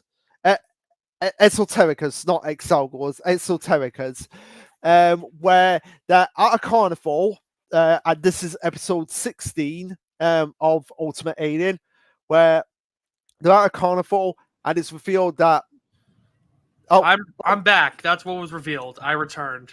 yeah, he returned. So I've made it up to the Flamekeeper Circle. So if you wanted to talk about like the end of Simeon Says, Greetings from Tekadone, and the Purge, like your thoughts on that?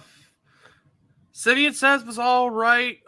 Greetings from Tekkanon. It was really cool getting some more background stuff about the Tekkanon robots. Very clever how Gwen exposed Volcanus. Same thing with Argent. The Purge. Pierce is dead. Yeah, I was like, this was one of like I said when I was talking about it. This is one of the most surprising and just like this is it's kind of surprising, but at the same time insulting to Pierce to kind of get done in just like that. Well, also kind of shows that like they're not playing around now. Yeah, yeah, but like I said, when I was just talking about it, that if we got like more of like the backstory in the Forever Nights before now, maybe I would have cared as much. But at the same time, I just don't care for Georgie or what he's doing. Yeah, so that was my thought. That was my thoughts on the Purge. Also, the fight between Driscoll and Ben went really hard. Yeah, fair enough. I'll give it that. But yeah, we're in the Flamekeeper Circle where we meet basically essentially the rivals to the Forever Knights in the form of the Esotericas. Yep. The Flamekeeper Circle is basically a cult that worships a being known as the Dagon, who they believe brought them all their like technology and shit. And this is clearly based on Scientology, so Scientologists click off the video. Yeah. This is what Scientologists truly believe in. If you were, but it turns out that the Dagon that they're worshipping at this point is not the real Dagon, is Phil Gax, who is finally back after his defeat at the end of Alien Force. Yep, but the Flamekeeper. But the folks over at the Flamekeeper Circle don't want to listen because they're stubborn. Yes, they're stubborn and they don't want to listen to the fact that this is Phil Gax, the destroyer of 10 planets. Not 11, 10. So, also, we get introduced to Conduit Edwards, who is kind of like the leader of the Flamekeeper Circle and the Esoterica. Basically, the Esoterica are like the foot soldiers of the Flamekeeper Circle.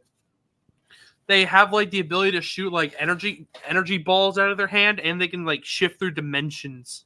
Yeah, which they're pretty cool. They're pretty cool. Again, just wish there was more of them built. Just wish there was they were built up a bit more before this point. Like I said, maybe if Agrigor was maybe a de facto leader for either the Forever Knights or the Esoterica, maybe we could have maybe this could have worked a lot better than it actually is. But it just seems like they're just fumbling around just to try piece things together to build up to the finale, rather than having a clear-cut plan, if that makes sense. Fair enough. Yeah, but in this episode as well, we also learn that Vilgax's empire has fallen shortly after his fell shortly after his defeat, and also Ben has unlocked 63 aliens at this point out of the 1,903 samples.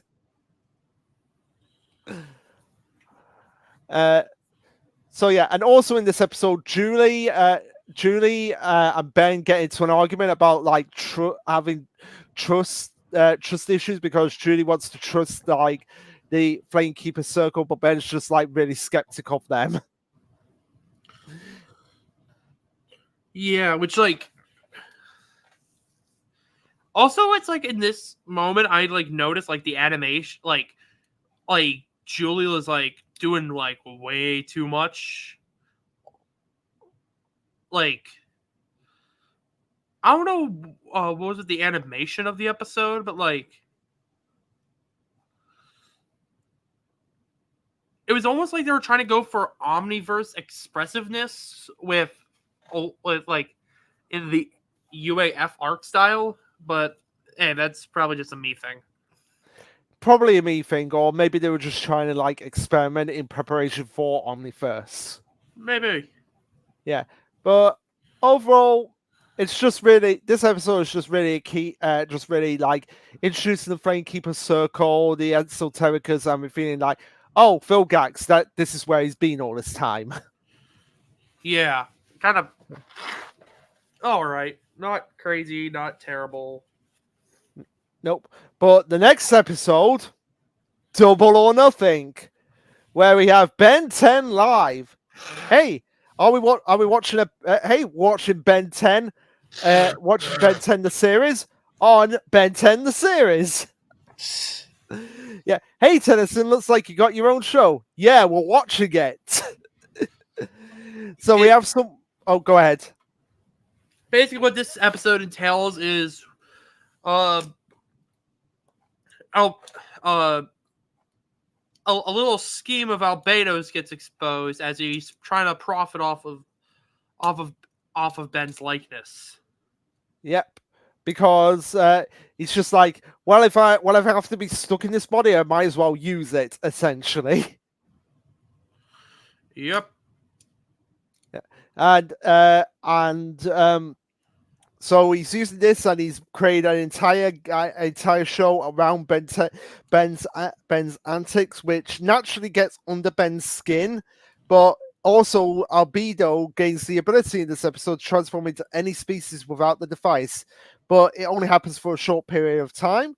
And this is where we also get to see Albedo's true form for the first time, which instead of it being green, instead of his eyes being green like Asmith's, his eyes are red. His eyes are red because he's evil. And also as well, we have 10 Gwens in live show. I think one Gwen is more than enough for people. Yeah. Yeah, and I love in this episode Ben ranting about Ben 10 live, because he just sounds like a critic of his own show. Yeah. We also have like Gwen Gwen suggesting that maybe they should talk to her dad since he's a lawyer. Yeah, which, hey, interesting that we get that little bit of tidbit, like Gwen's dad's a lawyer, so it was nice that we actually got that. So and also we find out like why Albedo is legitimately doing this, because he's trying to build a Doomsday bomb to be all Ben 10s. So, also, fun facts about this episode: it's Dwayne McDuffie's favorite episode, or was Dwayne McDuffie's favorite episode. Interesting. Yeah. Oh no, not Dwayne McDuffie. No, Derek James Wright to Derek J. Wyatt. Yeah, I believe it's the writer of this episode. No, he's not. He was the art director for Ben 10 Omniverse. Oh, okay, all right. I can imagine that being somewhat one of the art director's favorite episodes. So yeah, it was a okay episode that just started Albedo being Albedo episode. Yeah. But now we have episode 18 of season 3, The Perfect Girlfriend. So we have in this episode, we start this episode with Ben and Gwen driving Julie to an airport to go to an international tennis match, which begs the question: why does she even need to take a plane? She has ship. Why doesn't she just use ship?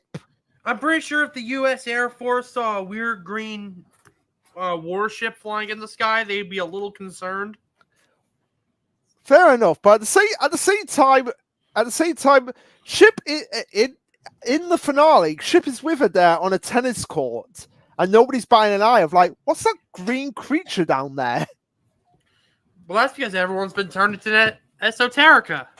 Oh, fair enough. No, it's before everyone gets turned into Esoterica. Fair enough. Yeah. And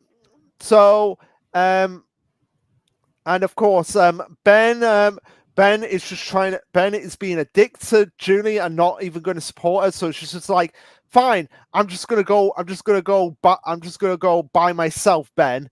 But as it turns out, after Julia supposedly left, she shows up and she's acting strange.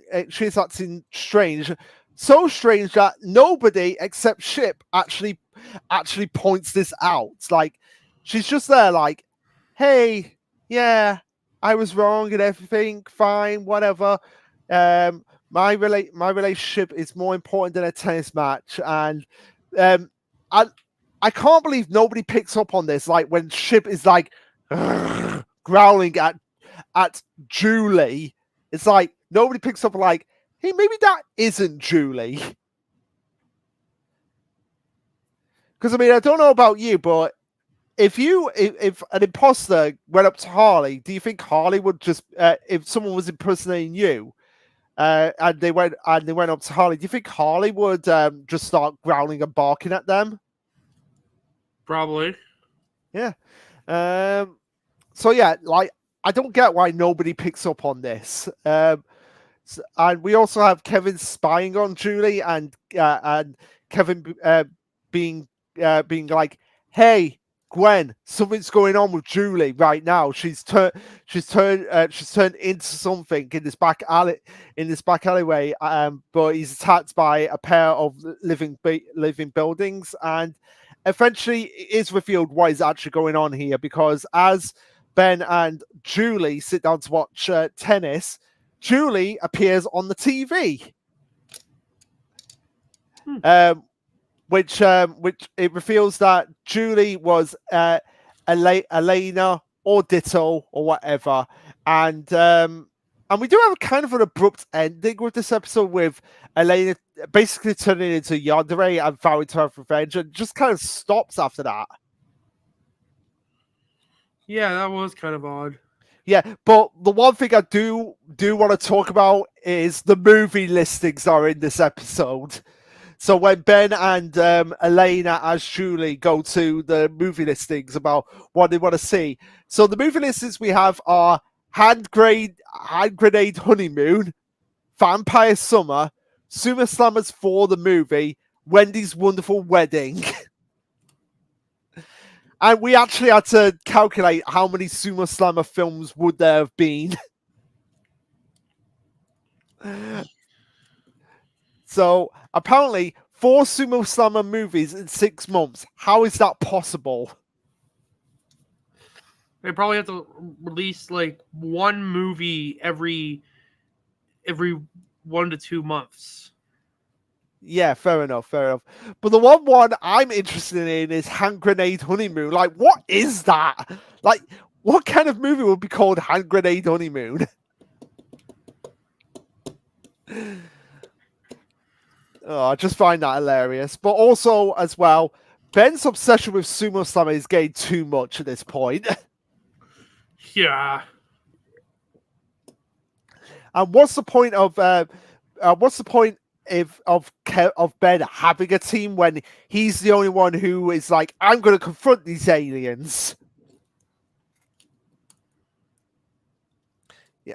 But also as well, I have to comment on the buildings basically looking like Stack Attack from Pokemon, and Kevin doesn't even have any beast balls to capture them. So yeah, really, again, just Elena being Elena episode, and with a kind of abrupt ending. So Yeah. now we can move on to the ultimate sacrifice. This is one of the big ones here. Oh, absolutely one of the big ones. Where most of the aliens, after something goes wrong with the Ultimatrix, Ben starts acting up as he's trying to fight against Humongousaur, basically overtaking him, kind of in the same vein to Ghost Freak. So how they get around this is Kevin ties him up with metal cables, and Gwen calls Dr. Bogus. Oh my god!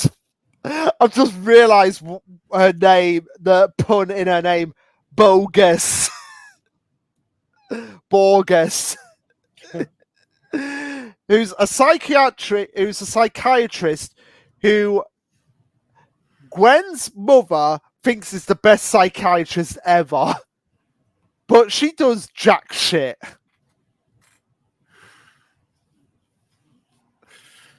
I mean, to be fair, what did you expect her to do? She's a regular human psychiatrist trying to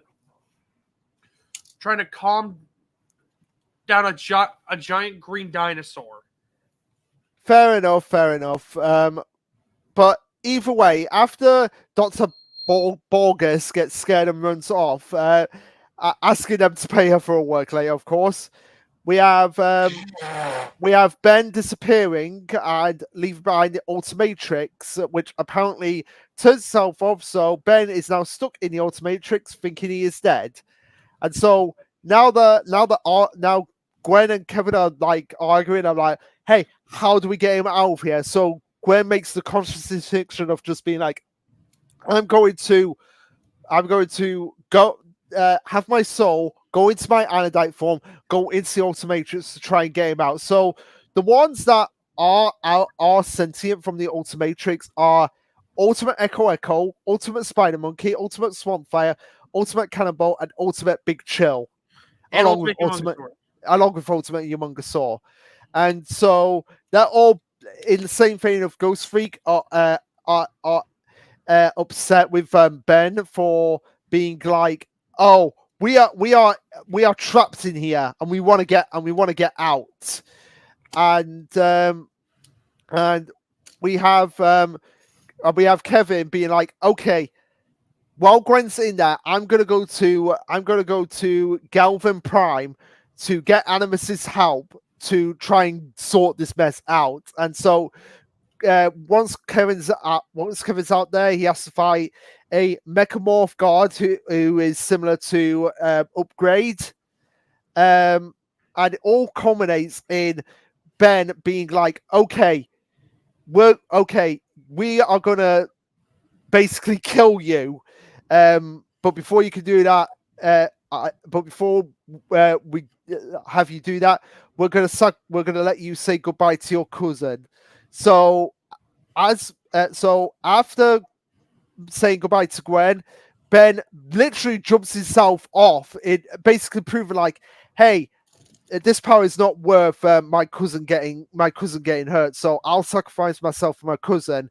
And it turns out that this glitch, I feel like it was mainly a test to see from the ultimate forms if Ben was worthy of wielding them. But they were real and conscious. Yeah. But yeah, this was really a pretty intense episode. If you probably one of the more intense episodes of Ultimate Alien. Yeah, like, I mean, the fact that Ben was willing to sacrifice himself just honestly still goes to show that like the Ben that we like that like there's still a side to Ben that's like humble and immature. Yeah.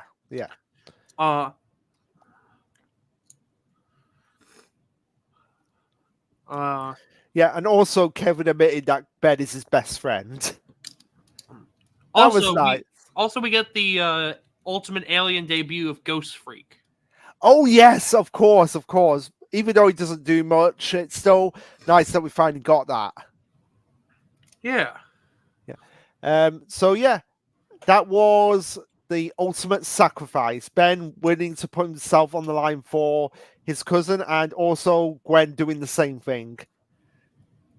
But now we have to talk about the Big Mom episode, the mother of all Friedels.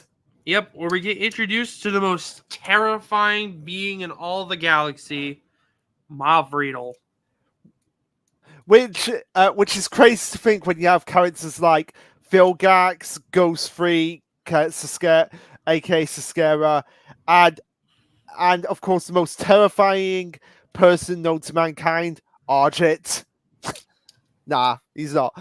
But I'm curious, like, is she really the most terrifying? Nah. It's just Well, either way, she has the most terrifying child ever. I don't care. That her child is an ugly child. Yeah. So yeah, basically the whole point of this episode is that Ma Friedel wants to clone her child, and by doing that, she's gonna drain all the water from planet Earth. Mm-hmm. And she wants to unleash 300 billion pretty boy Friedels. That's going to be how is she going to keep track after like the first billion? I mean, some of them probably aren't going to make it, so she's probably making them a lot just in case. Yeah, maybe. But yeah, essentially, Ma Friedel is basically Big Mom from One Piece. Again, added to my theory that Oda has watched Ben 10 at some point. I would not be shocked if he did. Also, apparently, she has literal eyes on the back of her head. Does she? Yeah. Huh. Interesting. But yeah, so when it's revealed that basically the Friedel brothers are like, when the mother basically says, "Yeah, you're expendable to me," they're just like, "Right, well, we're plumbers and we're going to arrest you." Yep, and actually, Octagon and Rhomboid Friedel were actually the ones who managed to arrest Ma Friedel. Yeah, which is crazy. To see them come from where they started to where they are now, like actually doing their job. Yeah. But also as well, the one thing that I needs to comment on is when Ben as Big Chill goes up to Ma Friedel and it's just like, "Hey, I know what it's like. I was a mother at one point." Which again, weird episode. And I literally put here, genocide, teen mom, semi-incest, and racism.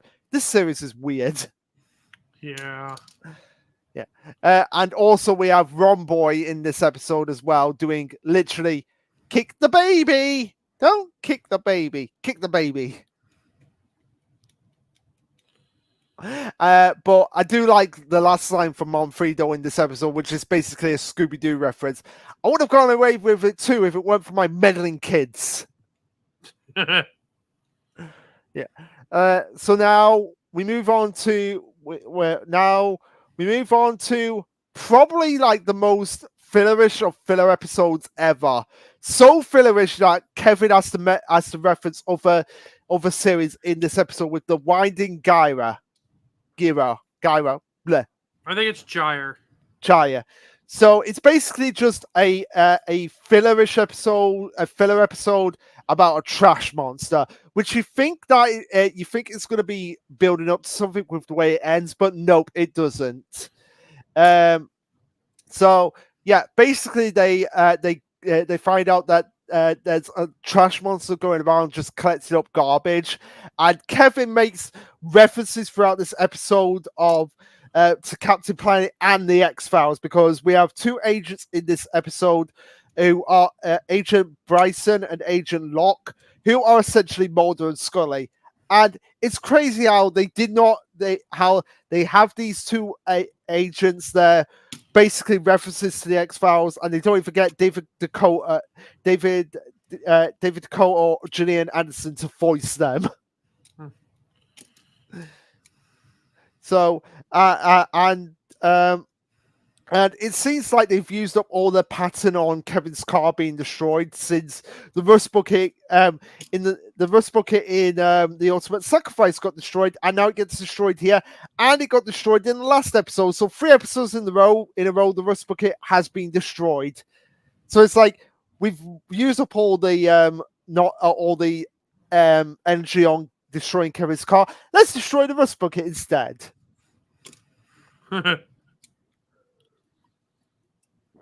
Yeah, so really nothing to really say about this episode in a sense. Yeah, it's just an excuse to make references to Captain Planet. Yeah, and the X-Files. And the X-Files. Yeah, so we could just skip on from this episode and just move on to A Night to Remember, where we finally get back to the Esoterica and the Forever Knights, where we do learn like who I feel like in this episode we do learn about George and how he is the first proper Forever Knight, and the history with the Dagon, and how he's seems to be like the same Saint George that's from the myth of Saint George's Day about slaying the dragon and all of that. And we also get Winston back in this episode, not with him not knowing he is in league with the Esoterica because they're under possession, and Driscoll being a dick of because despite the fact that Winston was in no control of his action, Driscoll's just being like, right, I'm going to execute you for betraying us.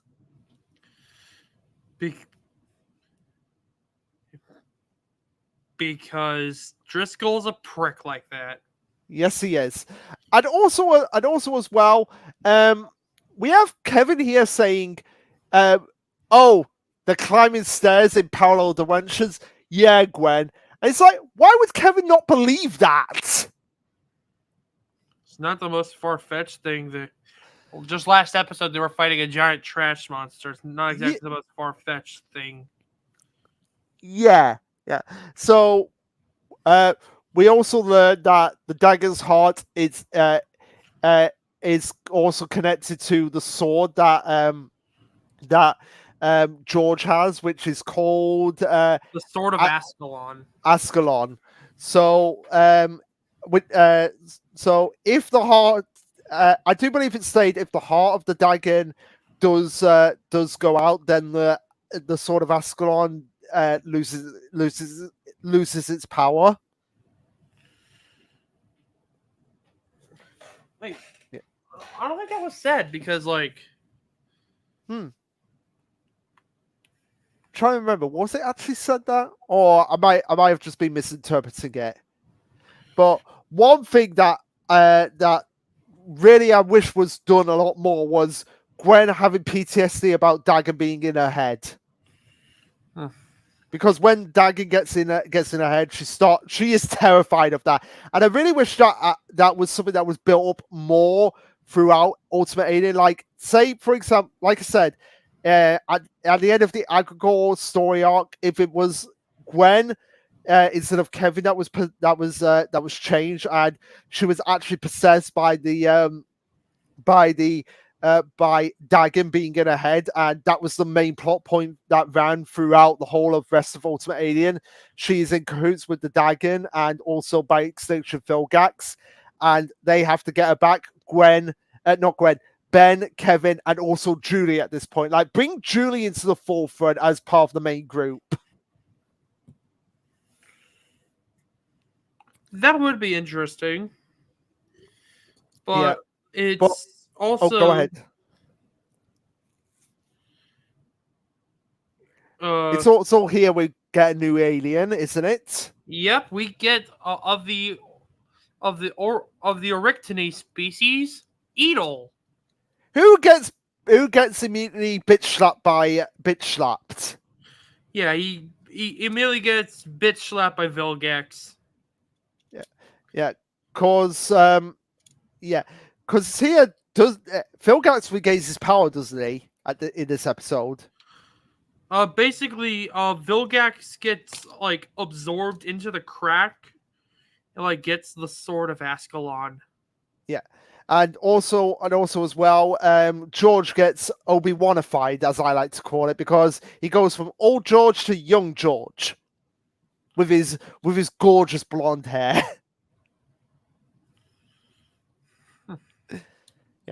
Yeah. So yeah, that will lead us into find out more about George and the Sword of Ascalon in the next episode. Solitary Alignment, where we find out not just more about George and the Sword of Ascalon, but also we get Azimuth's backstory, who is revealed that he had a love interest in the form of Zenith, but he was so driven by his work that she just left him. Which, wow, someone leaving someone because they're a workaholic? I think that's rare for a kids show to have. To my knowledge, yeah. Yeah. Basically, because go ahead. Because when Azimuth was younger, he was so obsessed with harnessing the primal forces of the universe, and he believes that and he created the sword because he saw a solar system in perfect alignment. And Azimuth's like, yes, I'm gonna create a sword that can tear through reality. Yeah, and Zenith was just like, you're getting too obsessed with this. Like, just you don't have to do this. But he was like, no, I'm gonna do this. So it's like, right, I'm gonna leave you. And Azimuth was just like, here, she'll be back, but she never came back. Also, as well, Ascalon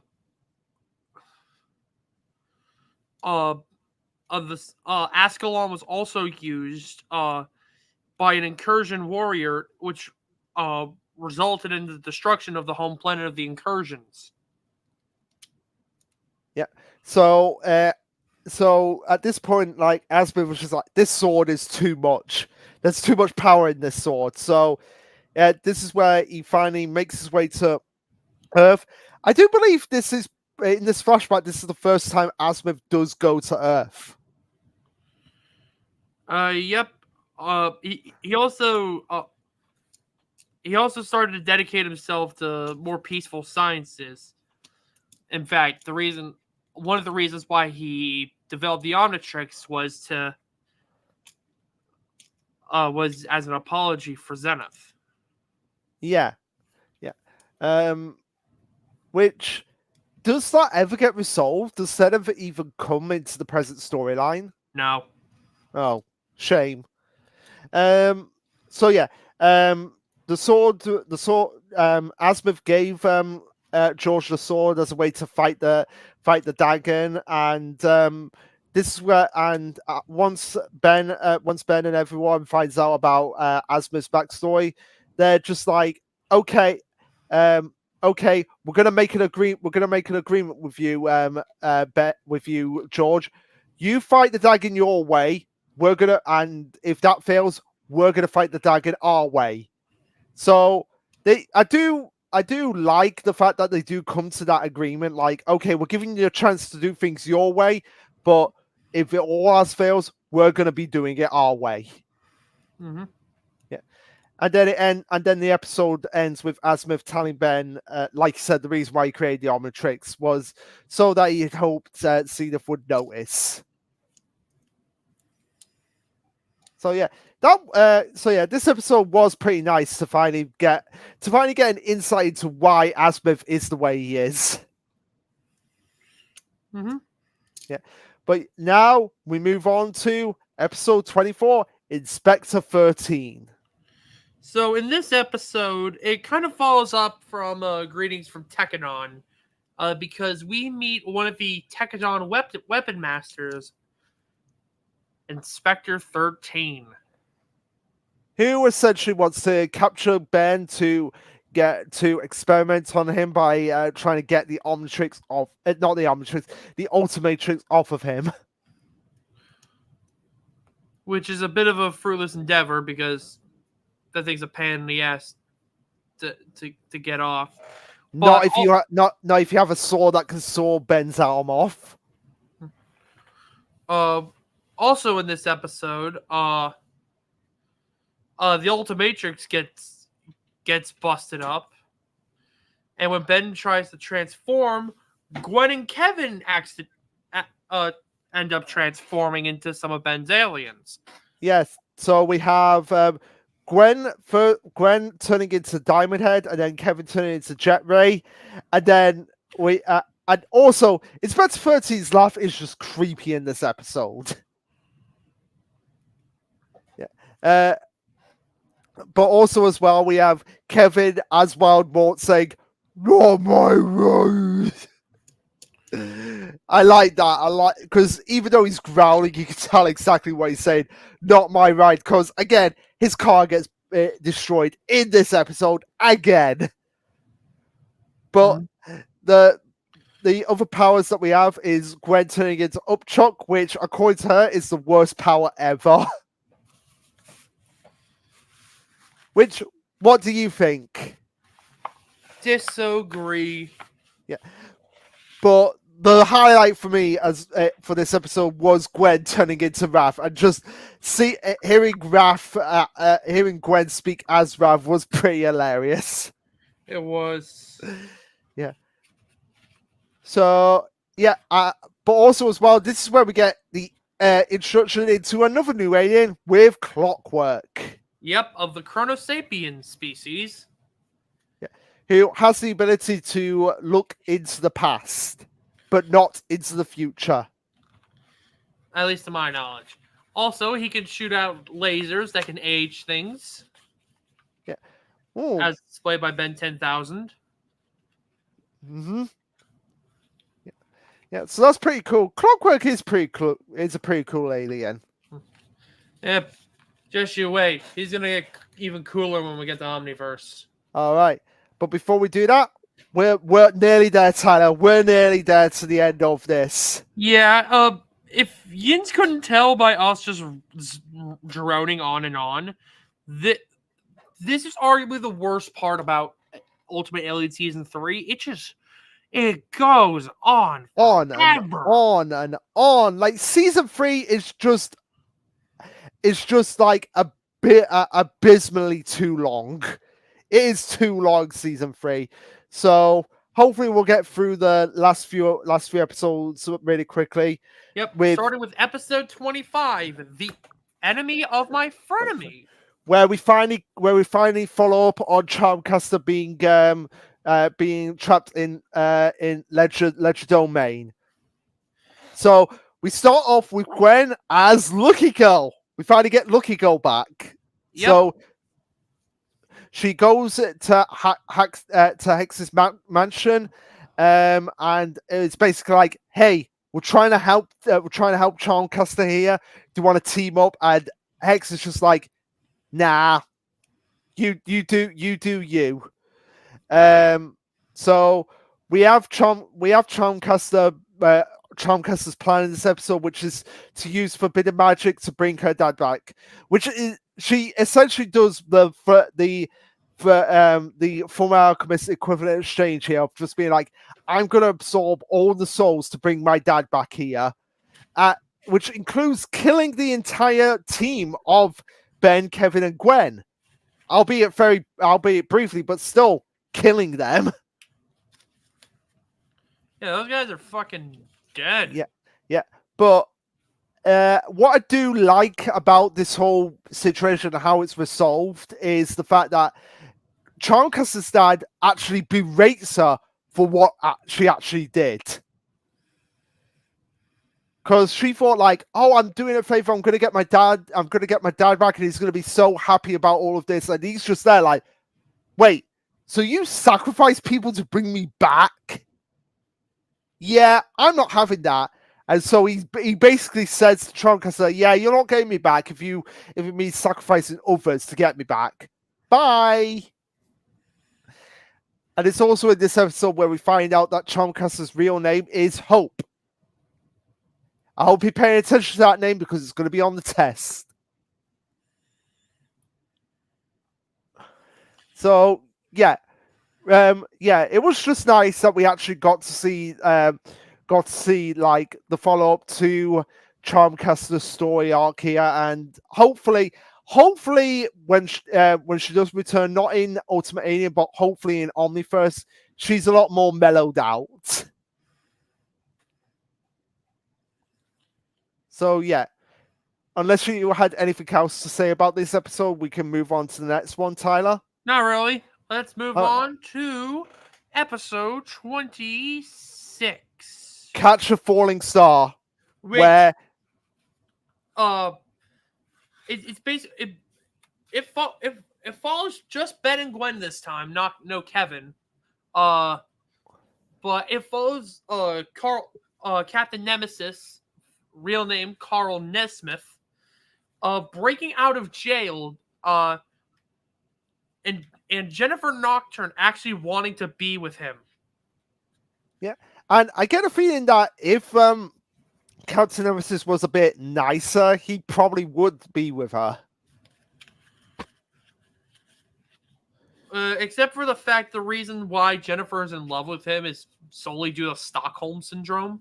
Yeah. So a lot of people say that this is the darkest episode. Even Tyler says this, and I do believe Shadow Dash said this to me, that somebody else said this to me. If it wasn't Shadow Dash, it was somebody else, that this was the darkest episode. And I have to like, I can see where you're coming from, but at the same time, I feel like the last episode with Charmcaster, just the fact that she was willing to sacrifice a lot of people, including the entire team of Ben, Gwen, and Kevin, just to bring her dad back. I feel like that may be a bit darker than this episode. Fair enough, but at the same time, this is an episode about a relationship between a kidnapper and between a kidnapper and a hostage. Fair enough. Yeah, I can see. Like I said, I'm not saying that this isn't one of the darkest episodes, because it really is. But but I'm just saying, like, I'd say Enemy of My Frenemy might be a contender for the darkest episode, in my opinion. Yeah, but that's just my opinion. I feel like it just had more of like, oh my word, this person's going insane, like sacrificing all these people, sacrificing all these people to bring someone back who by the end of it was even just like revolted by what she did. So but yeah, I can see where you're coming from here, especially since Carl and Jennifer would commit murder just to get to Ben himself. So yeah, fair enough. You do it is a potential contender for the darkest episode. But other than that, there really wasn't much to say.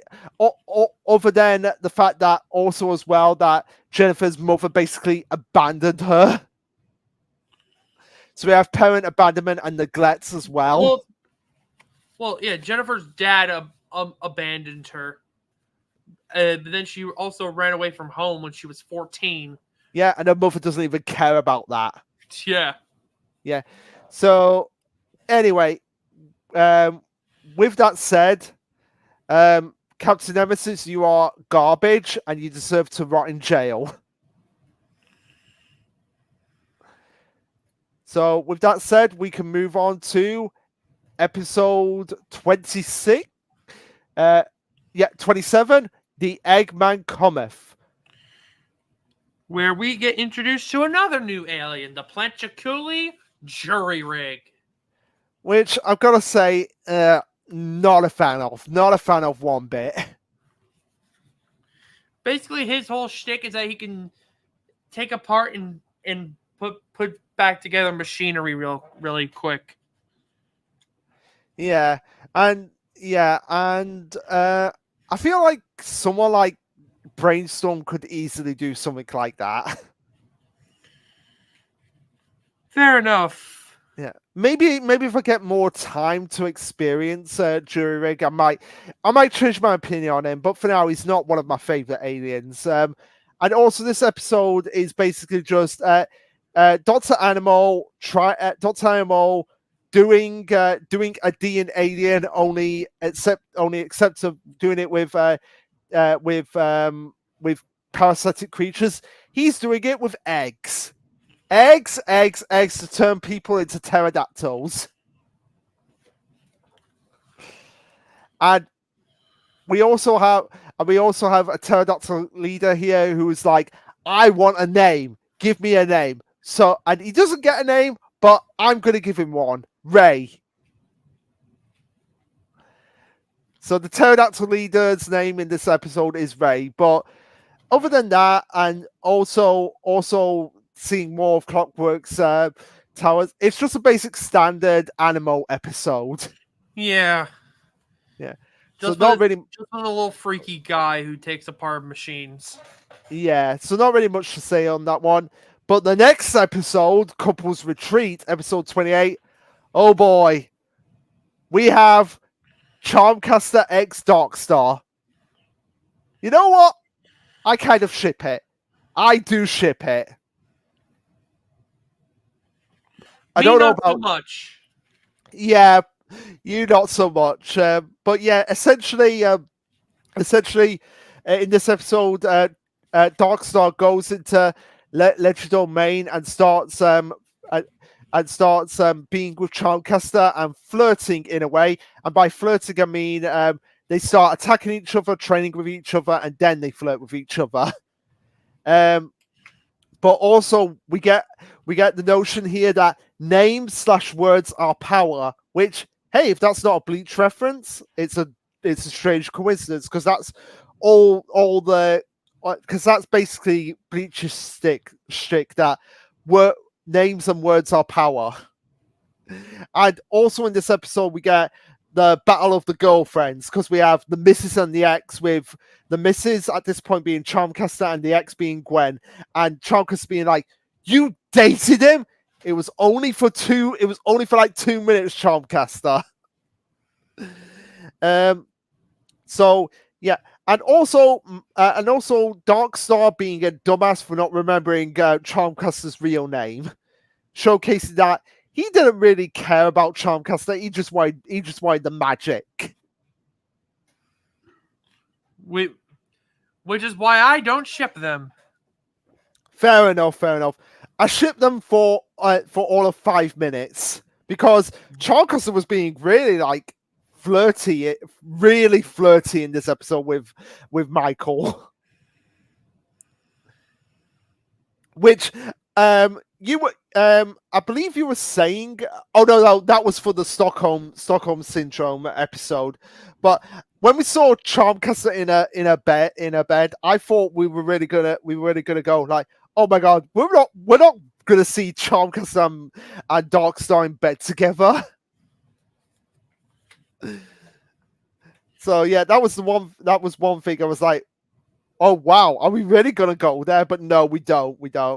So yeah, again, it was just a really nice good episode to see Charmcaster one last time before the series ends, and also Darkstar. Mm-hmm. Yeah.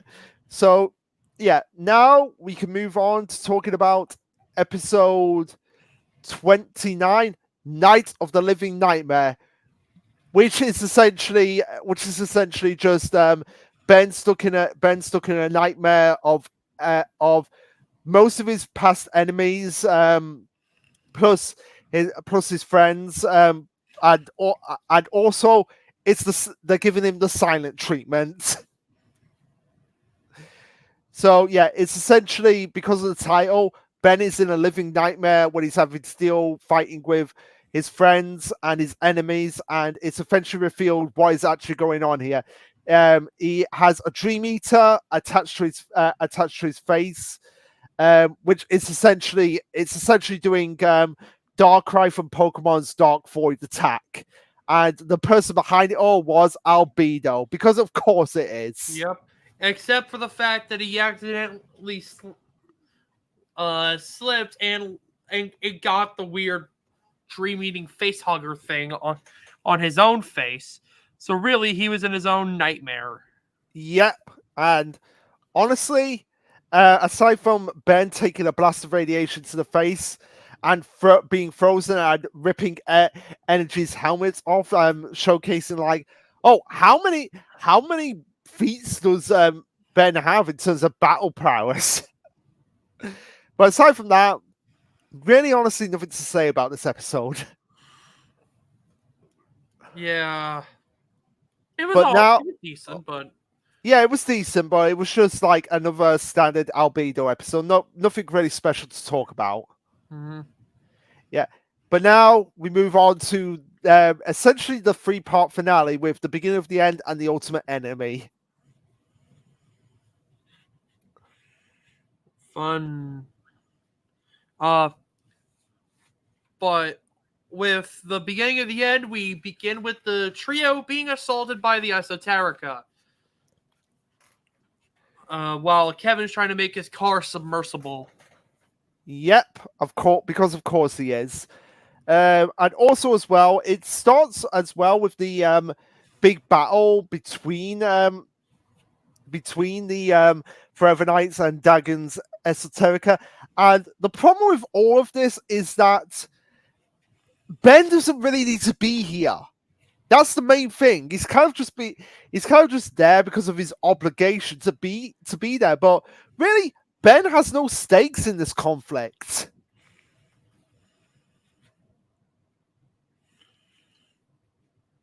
Which go ahead.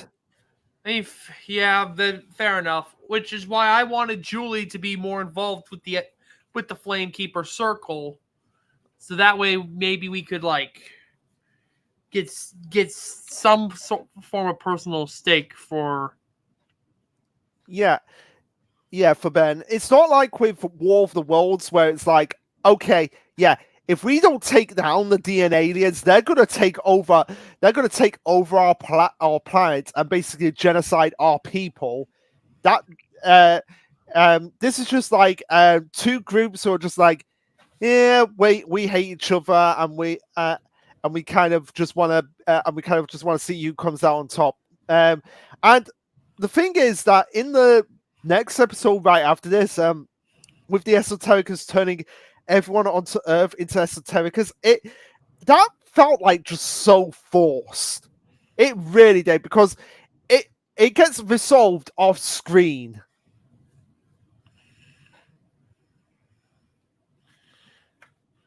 Yeah. And I feel like this war of Dagon and the Forever Knights could have worked on paper. It's just like it fumbles so much that it's just like they had no idea. Like, what are they building up to? Like, what's the goal here? Like, defeat an ancient enemy, defeat Vilgax. Like, what is the actual goal here? Beat Vilgax, beat Dagon,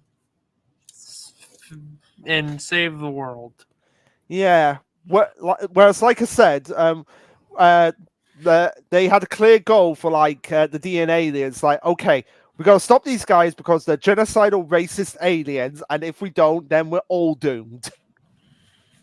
I mean, they'd be doomed with Dagon as well.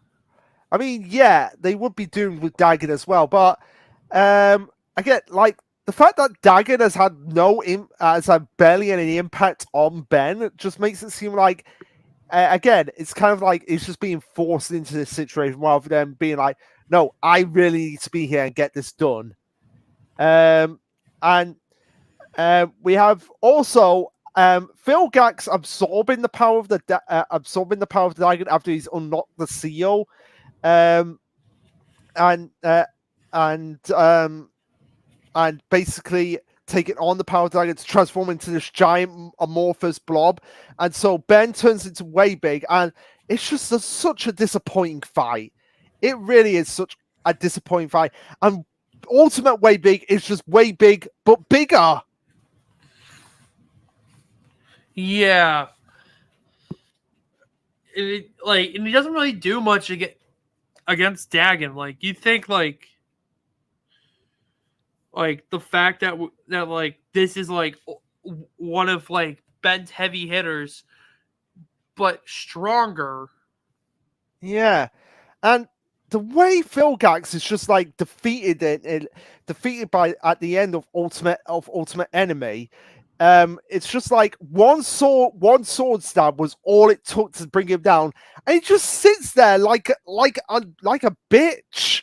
Well, we have Ben, Gwen, Kevin, and Julie debating on what to do with the sword with the sword itself. Like, does Ben give up the power to save everyone, or does he absorb all the power into him?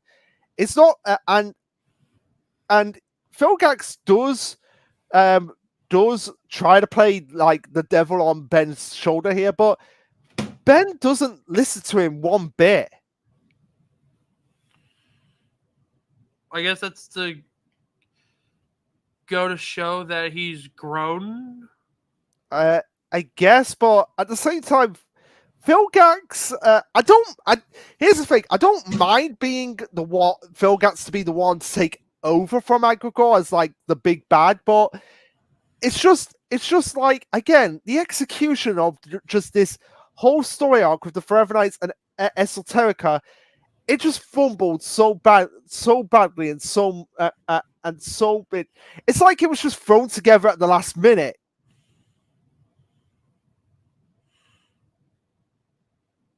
I don't know if a lot. I don't know if you think that, like, but it just seems to be like this whole Dagon thing was just thrown at a wall to see what sticks without any rhyme or reason. Yeah, it really does, especially with the way like Dagon gets defeated by being absorbed into like a giant soda can thing. Yeah, and Vilgax becomes the Dagon, and then it's just like a one-stroke duel. Which, I mean, I wouldn't. One-stroke duels are cool, but I'd expect more of a fight between. Is this like Vilgax's final fight with Ben in the franchise? No. Oh, okay. Because if this was the case, then my God, that would have been an even worse way for Phil gets to go out, then I think that would have been one of the worst ways for like the big bad of a franchise to go out. Yeah. Yeah. But still, I will give the finale props. It does end on a high note. Ben does prove himself to Asmith at this point. He gets the new Omnitrix that Asmith has been working on, like the one that's like the this is my Omnitrix that I've been working on for some time now. Yeah, it's now yours, Ben. And Ben asks, like, can I get Master Control? Maybe for your 18th birthday. And it does end on a nice memory of Dwayne McDuffie. So that's nice that it ends on that note of just Ben getting his new Omnitrix, his improved Omnitrix, but at the same time, just the way it fumbled this story arc so much, it is, I would say, is the worst story arc of Ben 10 so far. That is a very fair thing to say. Yeah. So really, again, like I said, it would have been better if, like you said, if Julie was more involved in the esoterics, but also if Gwen was possessed by the dagger more. Like, at least then Ben would have personal stakes then to be involved in this war. And if we got more of him interacting with the Forever Knights and learning more about the culture, maybe it would have made me care more about the Forever Knights. But the Forever Knights in the whole of Ben 10 have been such wasted potential. Yeah. So yeah. Anyway, the last thing to talk about is the Generation Rex crossover, which I will say I do like the art style for Generation Rex. It's got me curious about actually checking it out. And seeing Ben and his aliens in this art style, it's like, oh my god, this is so cool. Yeah, especially with like Wrath and the fact that he has like actual like fur texturing, or like that Humongousaur looks a lot more scaly and yeah. And not to mention with the new alien that gets introduced, the Gimlin Shock Squatch. Yeah, which is really the only reason to watch the Generation Rex crossover if you're only viewing the Ben 10. But I feel like this was more of a Generation Rex episode than a Ben 10 episode. Yeah, which totally fair, but it was still fantastic, I think. Oh, it was still fantastic, even though and we got kind of like the bare basics of what Generation Rex is all about, but I will say I did like Rex stealing the Ben 10 theme song for himself. Yeah. Yeah. And I like how Ben got Rex to cooperate with him, where it's like, hey, I have more to lose here because I have my best friend, my cousin, and my grandfather that need me back at home. But there's one line that makes me feel like that really had me scratching my head when Ben explains where he's from and what he's actually all about, and Rex doesn't believe him. I'm like, Rex, you can manipulate the fabric of your body. That was it. Like, Rex doesn't believe that Ben could. Rex doesn't believe in aliens, and it's like, Rex, you can manipulate the fabric of your body. You've seen a hole in the fabric of reality, and oh yes, you are friends with a talking monkey. I'm pretty sure that aliens should be believed in your universe. Well, to be fair, is that they don't deal with them on like a daily like Ben does. Fair enough, but at the same time, it's like with the weird stuff that Rex seemingly involved with, it should be like, oh yeah, cool. Like, he doesn't have to fully believe it, but just at the same time be like, huh, cool. Like, not without outright dismissing it.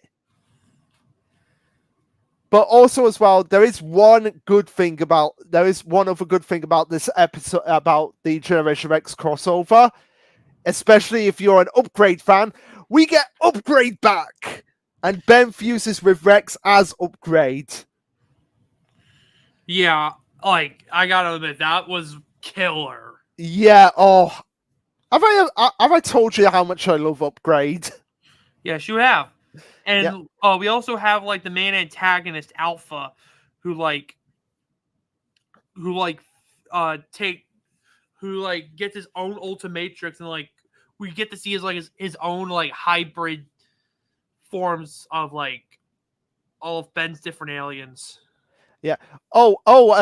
Sorry, Pie Jams. I forgot. Like, you comment. I like Forever Nights myself. Also, wow, 4 hours. Yeah, yeah. To be fair, it's not been as long as the Alien Force one. So yeah. But yeah, it's still pretty long. But there was a lot of episodes to get through. There was a lot to get through. So it makes sense it's this long. But yeah, fair enough. You like the Forever Nights. I just feel like they've just been wasted potential for what they were. But at the same time, if you like them, great, more power to you. I just don't care for them. Especially when they can be so easily defeated. So yeah, Alpha being the antagonist here, and especially when he becomes Heat Blast, that's pretty intimidating. But at the same time, like I said, it's more of a Generation Rex episode than a Ben 10 episode. But it was so cool to see the two series created by Man of Action to come together in this way. Yeah. Yeah. And with that, I do believe that is everything with Ultimate Alien. Like I said, really, this series has been a mixed bag for me. I mean, there have been things that I did like and I did enjoy, but at the same time, compared to Alien Force, I feel like this does come up a bit short. Also, I hope Generator Rex never gets rebooted. It was so good. They'll probably reboot it. They'll because everything gets rebooted at some point. Party Jams. So yeah, like I said, Ultimate Alien, mixed bag. I don't think it's as good as Alien Force in my opinion, but I'm probably in a minority when it comes to that front. Actually, that seems to be changing because like a lot of people seem to be like turning a bit on Ultimate Alien.